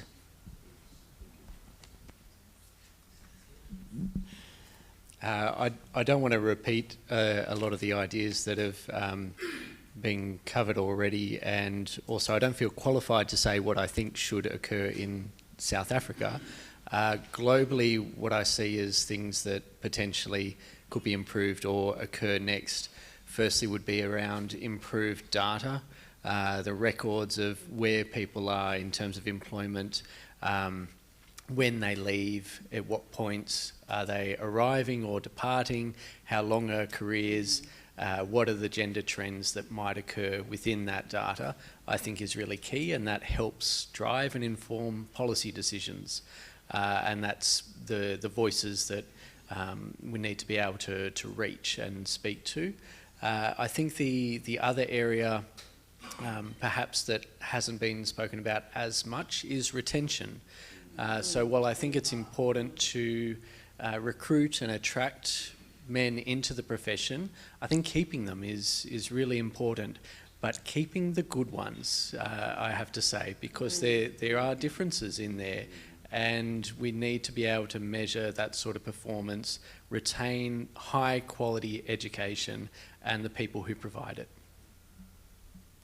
Vusi, for me, I would, just in addition to advocacy in a different way, I am thinking about the research we do. We have a lot of qualitative research, but we don't have a large-scale research that speaks to what is the makulu that, Mama, you are talking about, who is in the rural of the rurals, understands about the inclusion of men in early childhood, and how can we, through the research that we do, because I always get so bored by looking at our research and be like, oh, we were just 20 in this research. What is the impact of the research that we do? And who is the whose voice is in that research? You know, for me, that's the one element that I hope that we sitting here could have a large-scale study. You talking Zulu masculinity, I'm talking Xhosa masculinity, Divya is talking masculinity, you are talking masculinity. Can we not sit together and like you were speaking about the data and say, how can we reach the country? And look at what is happening, survey our own country in terms of needs. What is it that we, as much as we want universities and colleges to produce, to produce good teachers, but are they relevant to the current society that we are producing them for? So through our research, we then start at that point. Additionally, as I had said earlier in our presentations, of the theories that we use, we were talking now about how do we conceptualize caring masculinities. What does that mean for a Zulu man, for a Xhosa man, a Sotho man in a different context? What does that mean? Because all of these theories that we engage with, even when you look at your feminist post-structural theories, they are very Western. How have we not amongst the presentations that we had, I had no one speak about Ubuntu as a conceptual framework that we can use to understand the men that are within the South African context, and how does that on its own get us to understand what is in the minds of the men. And Mama, I loved your critique to say, Buhlanti is problematic. How can we make it to be femininity in a way that it produces men who are responsible for children and the women that reproduce masculinities? Because at the end of the day, women, children, and other men are the ones that validate what masculinities is and what kind of masculinities must exist out there. So we need to really look at these three elements that I just thought that at this point, moving forward, we could really think about that also. Thank you. I actually have a different prompt for Mnganga and Dr. Vessel, well together with Kwanda. So maybe let me start with Mnganga. Looking at the nature of our institution, UNISA, that we offer distance learning. And I think we once had a conversation about this, you and me, it was just prompt.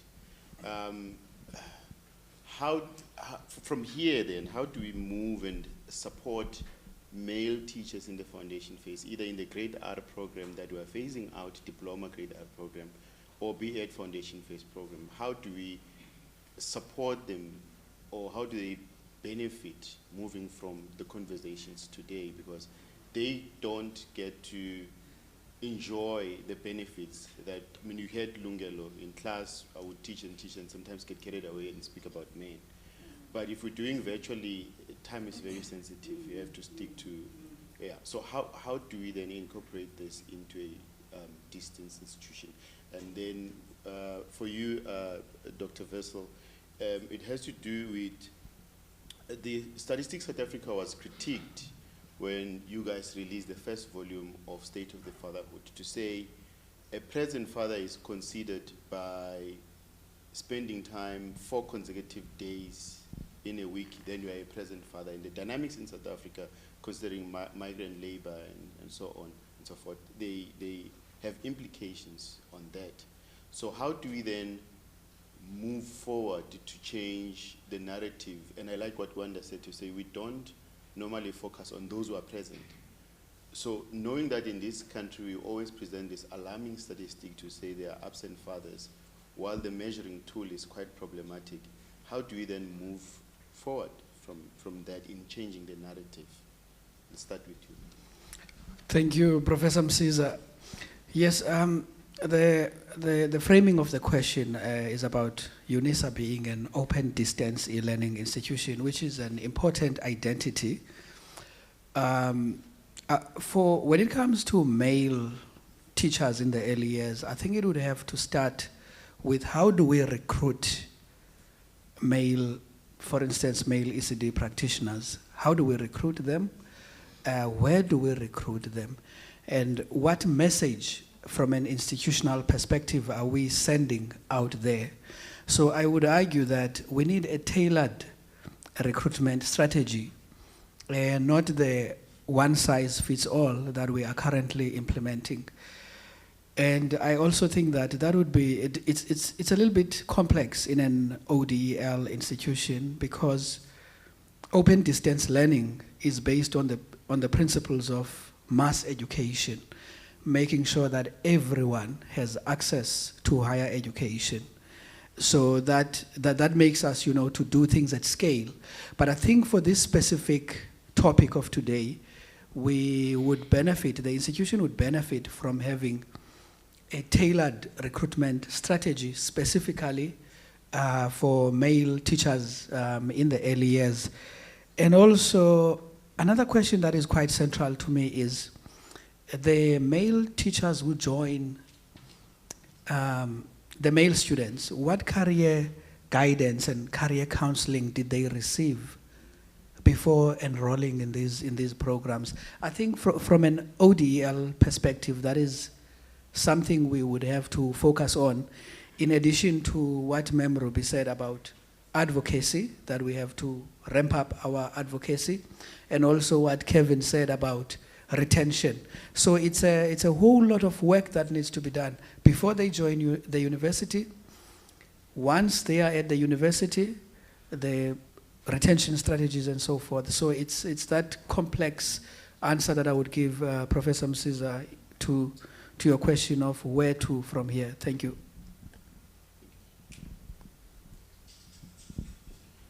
No, thanks for that question, Prof. Utsi Msiza. So just to put that statistic in context a little bit, that was, I think, the General Household Survey 2023 that we cited in the 2024 report that showed that 36.5% of kids live in a household with their biological father. 35.6. That's the lowest it has ever been. So we know about the legacy of migrant labor, but what's less known is that it was the best ever recorded in the October survey in 1996. It was 46.5 in 1996, and it's been decreasing since 1996 until now. So there's sometimes this illusion created that after 1994, we are starting to counter the effects of migrant labor. In fact, biological fathers have been staying with their children less and less and less since 1996 until 2023. But then again, on the other side, the number that you cited, Kwanda, was that the number of adult men who co-reside with children who are not their biological father was quite low in 1996. It was about 20-something%. That has increased. So if you look at the swimming pool at the top, more or less children have been living with about 75% of children, 75% of children have always been living with men. So the number of children living in the same household with men hasn't really dropped. It's just the relationship between the child and the men have changed. So to go to the question of what to do about it, so at Ekimundo we do our advocacy in two ways. The first one is moving policy, the second one is moving people. And when we move people, we think about how do we shape narratives. And as you were saying, you know, my neighbor is a stepfather, but he doesn't identify as a father. How do I get him to understand that he's playing a role as a father?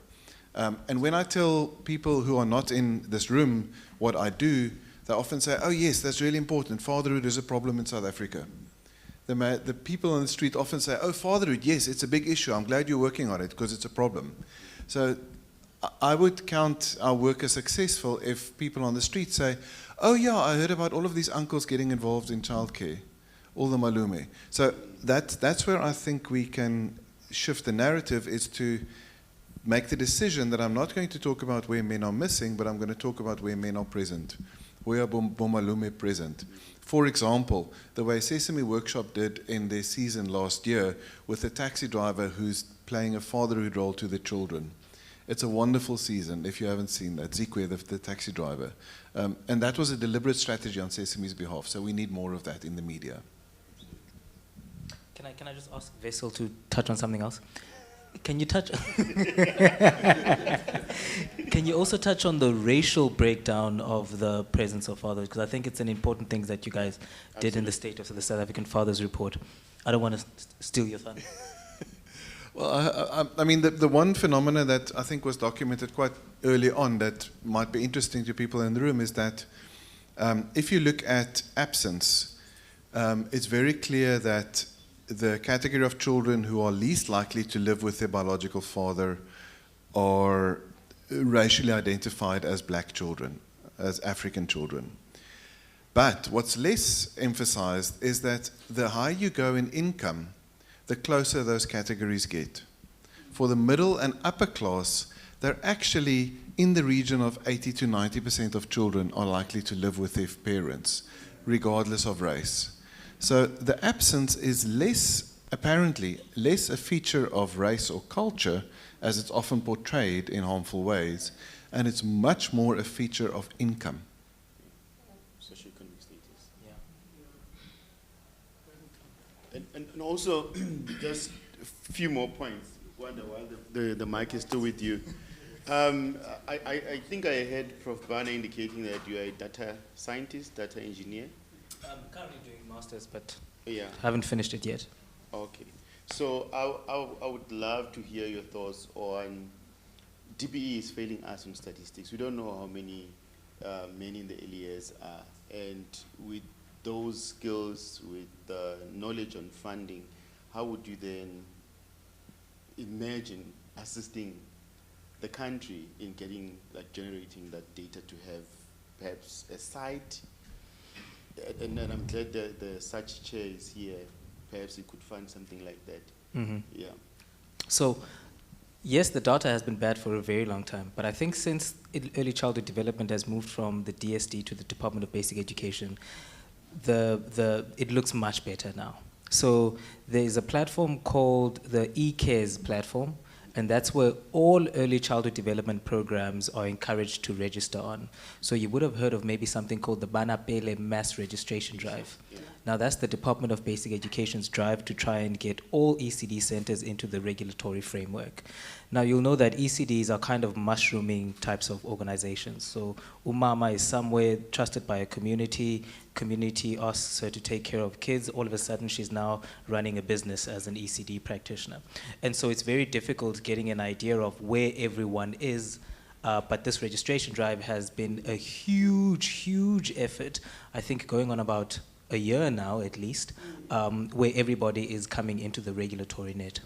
There is some resistance, of course, because some people don't want to be in the regulatory net. for whatever reason, because the subsidy that you get as you move through the registration phases is based on the number of children that you have in your site. Now, some people have an oversubscribed site, which is sometimes no fault of theirs, and they sometimes have apprehension being part of that regulatory system because they're oversubscribed and they don't want to be seen by the inspectors. But the systems are coming together, so give it, I think, about another year, we'll have a really good number of children in the system, as well as the workforce, makeup in the system, number of men, number of women, their qualifications. But it is a work in progress. You need everybody to get into the system first, but I think it's working quite well in my opinion. So you give it some time, I think we'll have a really good data system.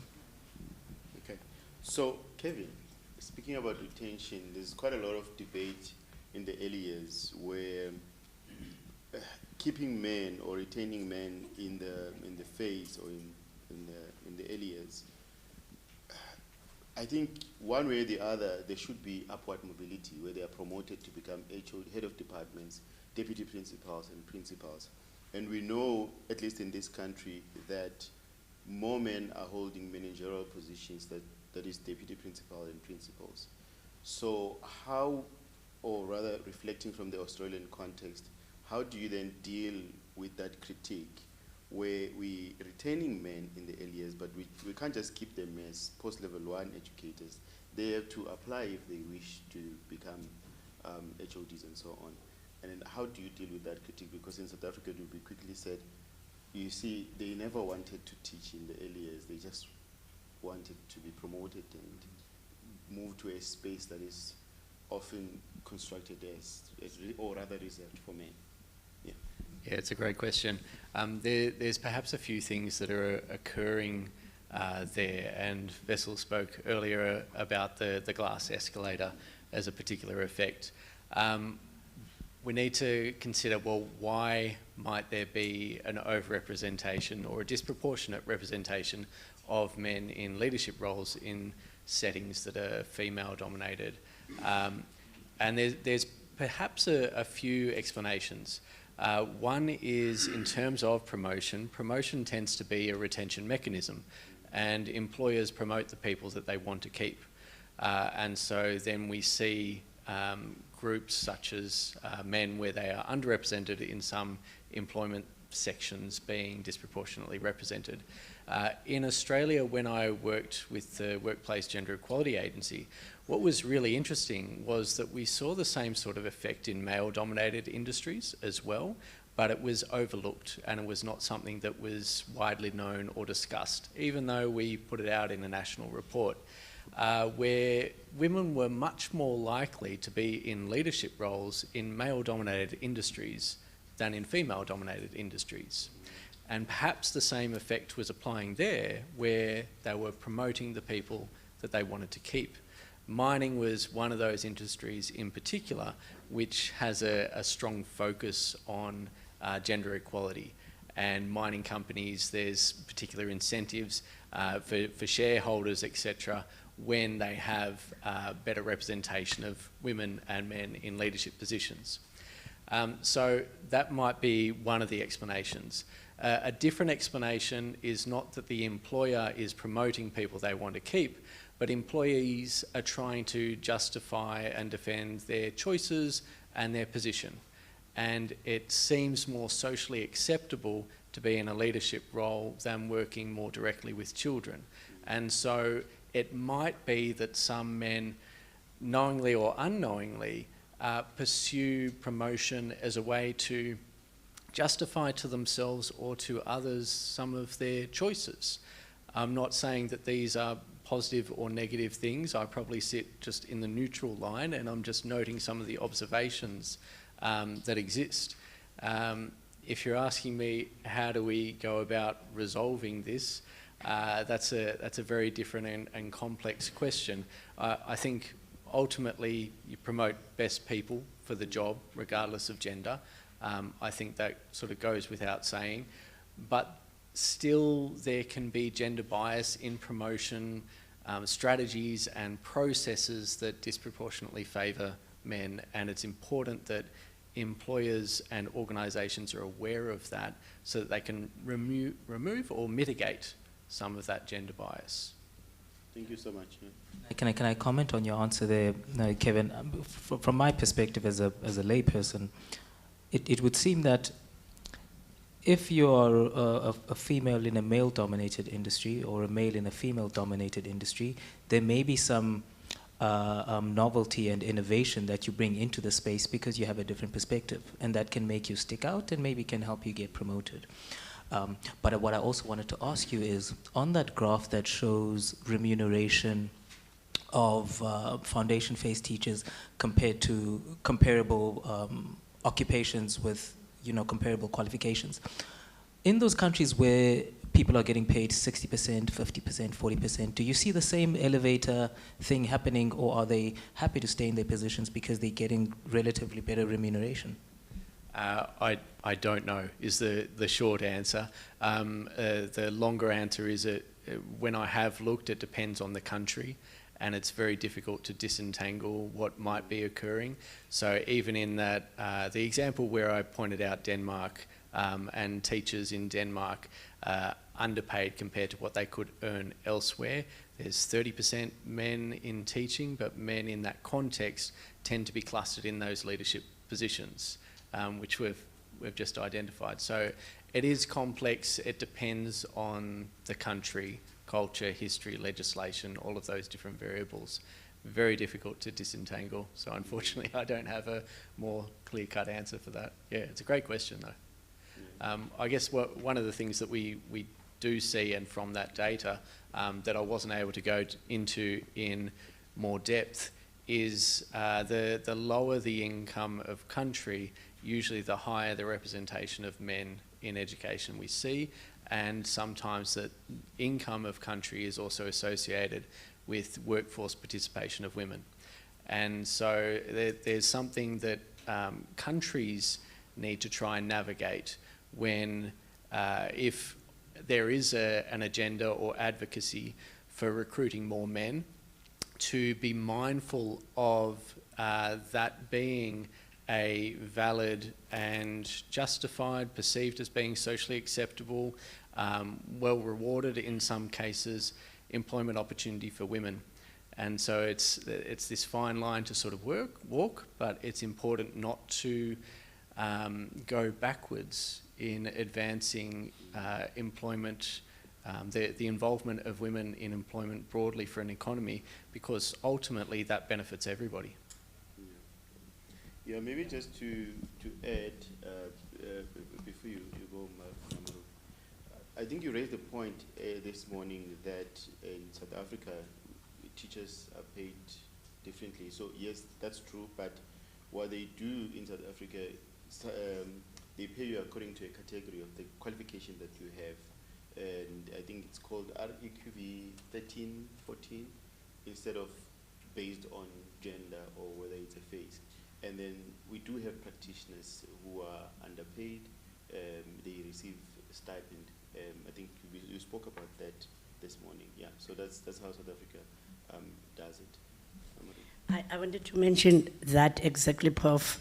The reality of where we are in South Africa in terms of more birth to 4. That since we moved from Department of Social Development to Department of Education, we're still in the process of navigating the space. Who is going to be the employer? And I think what Usbonelo has missed in sharing with the House is the fact that before he was granted that grade R class, he has been on his own in terms of developing from the ECD into the grade R. He has only been funded by the Department of Education when he had the grade R and also a grade R teacher. So there's an element that is missing within our programs as universities, that of building teachers who depend on who is going to employ me, instead of what opportunities a program, a package, a university program, what opportunities can it create for this person to come out in the world and make sure that he is well placed in terms of creating her own developmental, not letting a government go away with the responsibility. But that's the challenge that we're facing, because for now, birth to 4 does not belong in any employment structure in South Africa. So that's why you hear him talking about stipend. And that stipend depends on the funding. I think it's Mzoli who indicated that, one of the speakers indicated that even the funding from government takes time. I didn't mention this one. Recently, we're coming from High Court, taking government from this province because of non-payment of subsidies. And that leads to most ECT centers being closed. So I challenge universities again.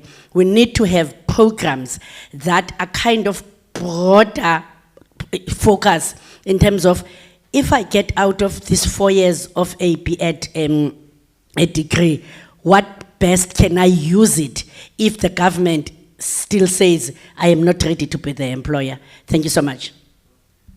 Colleagues, we have probably less than 4 minutes. Let me just share the concluding thoughts.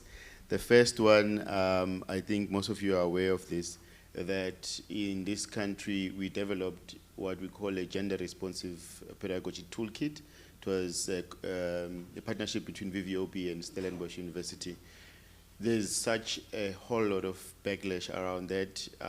Part of the DBE team that is trying to push against. We have faith-based organizations who are saying, so basically the toolkit was developed to train teachers, foundation phase teachers, or rather teachers in the early years, so that they, while in the classroom, they deal with issues of gender equality, that boys are better than girls, and all those minor issues. But what the faith organizations are saying is that toolkit should be replaced by a family-based values system. And there's that debate. The last time we met with all Chapter 9 institutions. So the last pushback we did, we haven't received any feedback as yet. I wanted us to touch on that, but we don't have time. So I wanted to hear your opinion, Gwanda and Dr. Vandenberg, because I heard that you are advocating also for family values, to say, then from here going forward, we have that toolkit that was developed. It costed millions of rands, and it's very useful. I've downloaded and engaged with the content. So there's nothing alarming in that. And how do we then balance a situation where we want to deal with gender stereotypes as early as in the foundation phase, with a grouping that are saying this should be replaced with family values, which at some point they can be very problematic as well, family values, because they sometimes advocate for nuclear families, they sometimes advocate for patriarchy in a bit, or heteronormativity. So I don't know if you want to touch base on that, or for a few seconds. I don't know, I'm so torn, because at the same time, I understand that you can't go with a blanket approach when you're considering a population. Yeah. But as I said in my talk, as much as we suffer from migration labor, I think proximity has helped me so much in being engaged with my son and my wife, actually. So being at home and being in a nuclear family has helped me greatly. And when I married my wife, I also saw that her family and my family coming together provides us with extra support that my friends that are co-parenting don't have. So as much as I agree that you can't force nuclear families on people, but working at DGMT, my client was always the child, not so much parents, but I've had to tap into parenthood too. When you look at children's outcomes, white children, Indian children have better outcomes in terms of school outcomes. It can be because of income, as Vessel had touched on, and that's probably very true. But I think that they have two parents that are committed to those outcomes cannot be something we ignore. Yeah. And I think that the co-parenting, as I said before, you can have two parents, but they're engaging with the child individually. And you don't have the two families supporting them in the rearing of these children. Yeah. So we know that the African saying is that it takes a village, but in co-parenting, I think that's a smaller village than in a marriage. Yeah. Okay, so I'm not advocating just for nuclear families, but I think maybe that toolkit should incorporate some values of some sort, like make it work, some compromise halfway thing. Obakeng, I think you got something interesting to say. No, I don't have much of something to say, but what I would want to say, we also need to remember that we are in a democratic country that embraces same-sex relations. And when we speak of families, we also need to be reminded that in everything that we teach, we need to make sure that no one is discriminated against. And whether it's the teacher or the parents of the learner, because there are so many cases that we find. I don't disagree with that. However, we are saying they need to also get a share at the table. They must not be othered as individuals that do not exist, or that exist when the need arises. But it has to be that as they are counted in the statistics, there has to be that question to say, how many same-sex relations that are raising kids successfully? Because there could be some learning that we could gain from their experiences also. You know, so that's my thinking too. Yeah. Okay. You want to comment, Doc? Quick one. I'm missing Professor Makusha, who worked on the most recent version of the white paper on families. And the term family values was co-opted by the religious right to cause harm. And it's often projecting an image of a nuclear heteronormative family onto whole of society as the ideal to ascribe to. And our report has actually had some reaction, which was that these people are saying the nuclear family is no longer the norm. And it's never been the norm, actually. The norm is an extended family. So the question is, how do we give attention to the broader definition of families? That's basically a care network that is probably 5 to 6 people, including grannies, uncles, brothers, etc. The question for us today is, how do we ensure that the men in that broader network are contributing towards the care of that network? Thank you so much for all. I'm sorry, but Vessel, how do we facilitate having those 3 generations for the child if the 2 people aren't married? How are those? You can have maybe one side of those 3 generations, but how are you going to have from both sides of the family if there isn't an actual contract which is facilitated by marriage to bring those 2 sides together? So I think that there's a really important conversation around co-parenting in South Africa, where I don't think that a young man of 18, Prof. Bana would know better than I would, a young man of 18 and a young woman of 17 deliberately think about starting a family when they have unprotected sex. So in that context, we need a way to facilitate care for the child that emerges from that interaction. Yeah. And therefore, we need to focus on our conversation of what does co-parenting look like? In the absence of co-parenting, if that young woman is left with a child, she is living in a household where her brother is there, her uncle is there. How do we activate that brother and that uncle? Thank you so much, colleagues, for all your insights. And I think for all the South African researchers in the early years, I want to raise this, that going forward, I feel that what we need to do, I mean, I have read most of your work, and the research that we do, we focus predominantly on Black and Indian men, and even the socio-economic status as well. It's either middle or working class. I think it's high time that Prof, with resources or with knowledge of those schools, quintile 5 schools, top private schools, primary schools, I think we need to get into that to understand how male teachers in those spaces, in affluent spaces, how do they negotiate gender? Are they having the same issues? Because if we don't do that, then we are contributing to the problematic narrative that African Black men, racially, and Indian men are inherently violent and problematic.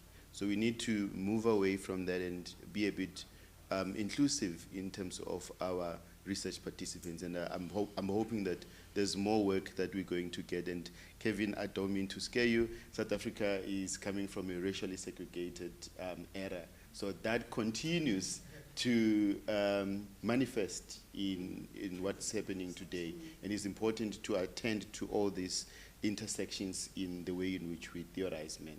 So thank you so much, colleagues.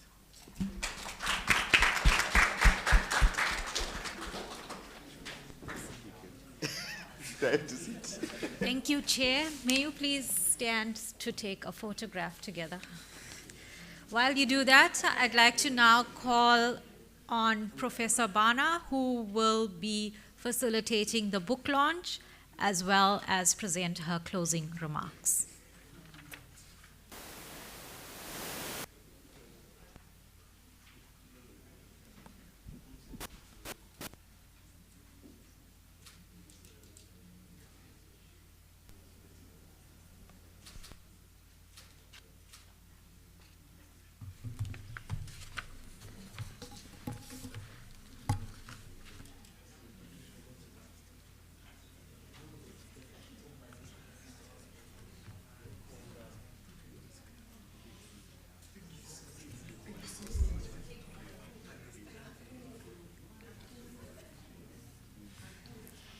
So we've come to this point in today's session to launch the book, which is the first in South Africa, if not even in the continent, that looks at male teachers and masculinity in South Africa, troubling men in the early years. And I am absolutely delighted that this book emerges from the Saatchi program, and in particular, Shaista Musa, who is very much part of our team. We, of course, do offer our sincere condolences. This would have been Shaista's limelight to be here talking about her own book. But I want to begin with very quickly with the very first words that Shaista begins the book. And she had no idea that Kwanda and the tree and all of you would be here today when she wrote the introduction. Outside the affluent area of Hillcrest lies Hammersdale, one of the most violent areas in KZN. It has seen high levels of violence ever since the political unrest of the 1980s. Yet in this area, a few men have risen above the odds and managed to stem the tide of violence by instead becoming carers and protectors of young children.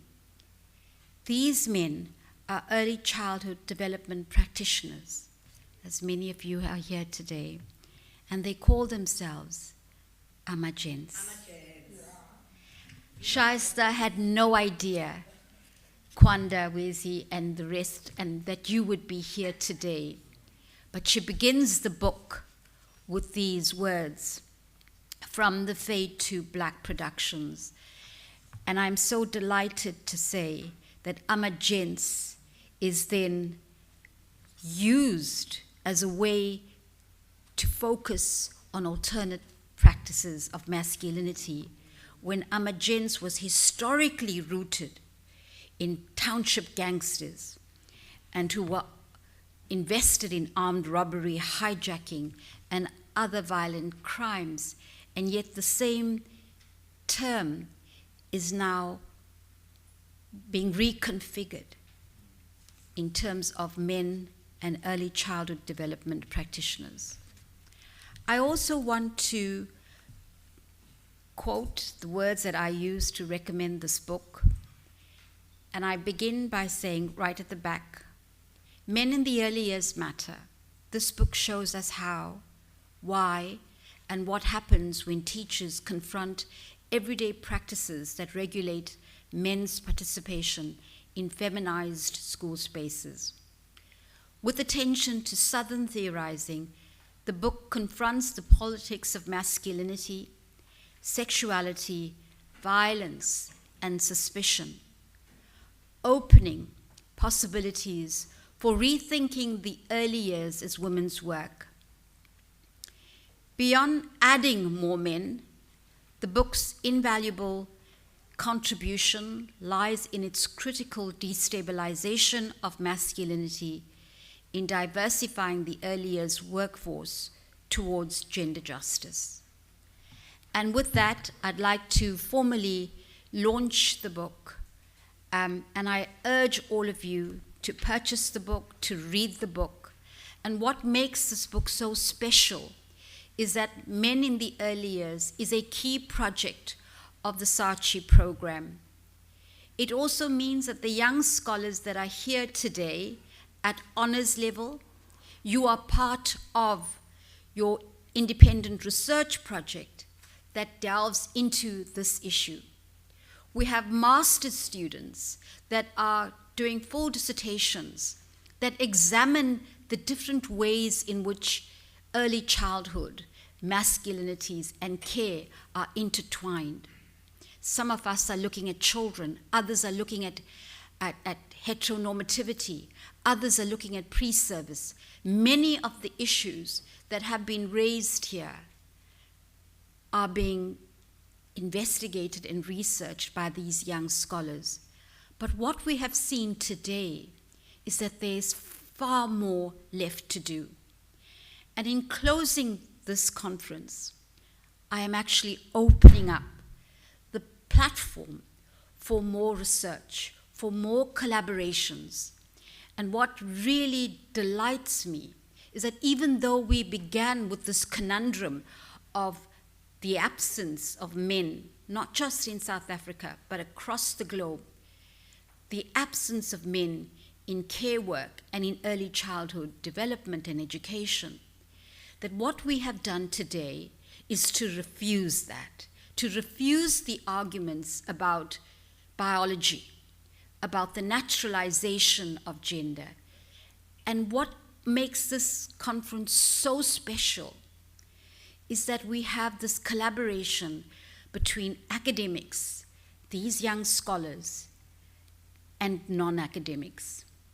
And I think that's been the most fruitful part of today's session, to hear from the actual lives of early childhood practitioners, whether you are in Mtwalo Mume, whether you're in Hammersdale. You have been here and we listen. We relate because we're doing this research, but we also hear you and we take you seriously.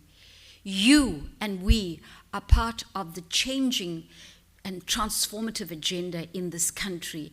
And I'm so proud that this Saatchi initiative has made this possible. I listened to Kevin earlier on, and he said this might not be possible in other country contexts, including his own. One, there may not be enough people at a conference like this. Two, there may not be any funding for such a conference. Three, the territorialization of early childhood remains in the hands of women because of the fear of what men might do, the fear of change.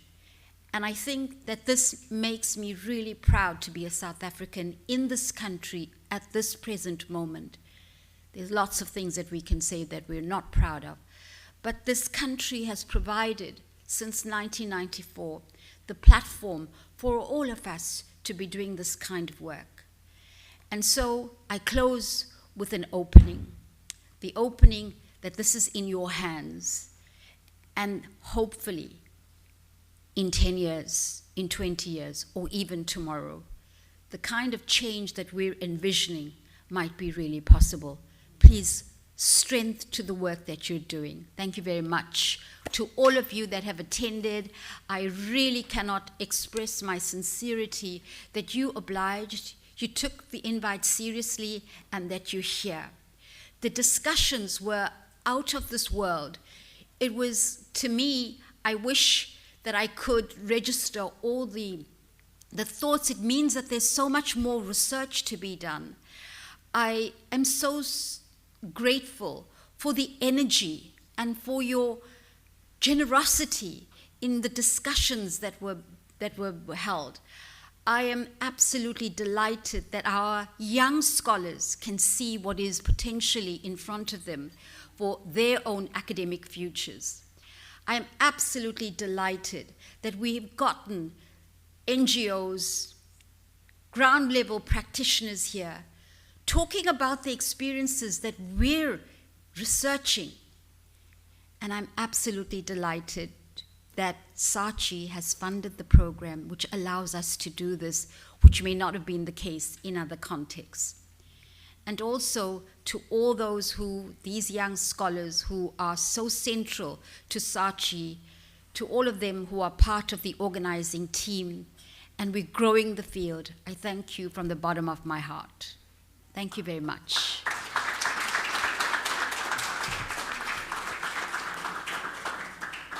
I would at this point ask the two keynotes if they would like to say anything, if we could just bring the mics to them, please, as final closing points. Kevin and Kwanda. Who wants to go first?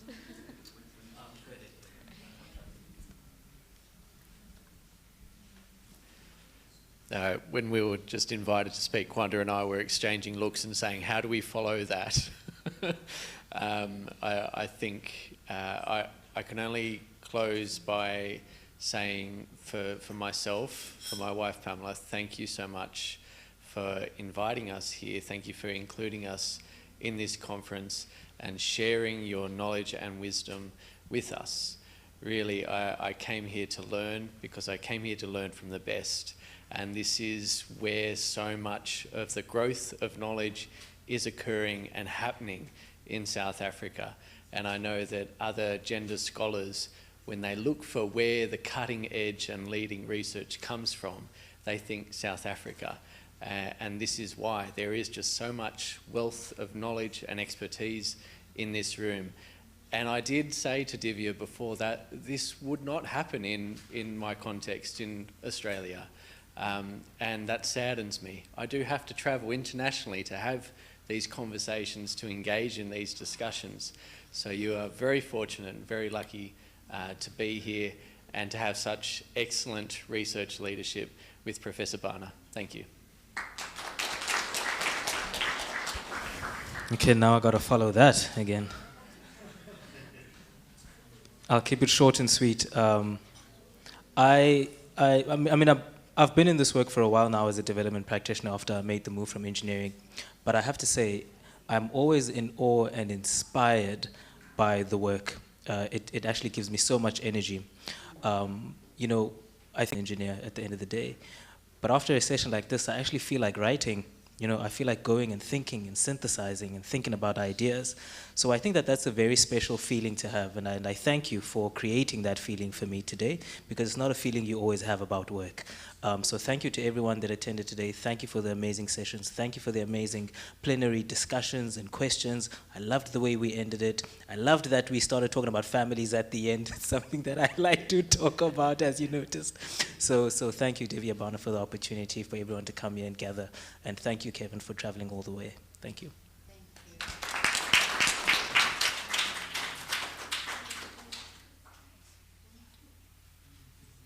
On behalf of the SACHI team, thank you so much to all our guests and participants for your contributions today. We wish you all the best for the future, and we hope that you travel home safe. Hopefully, we will see you soon. Thank you, everyone.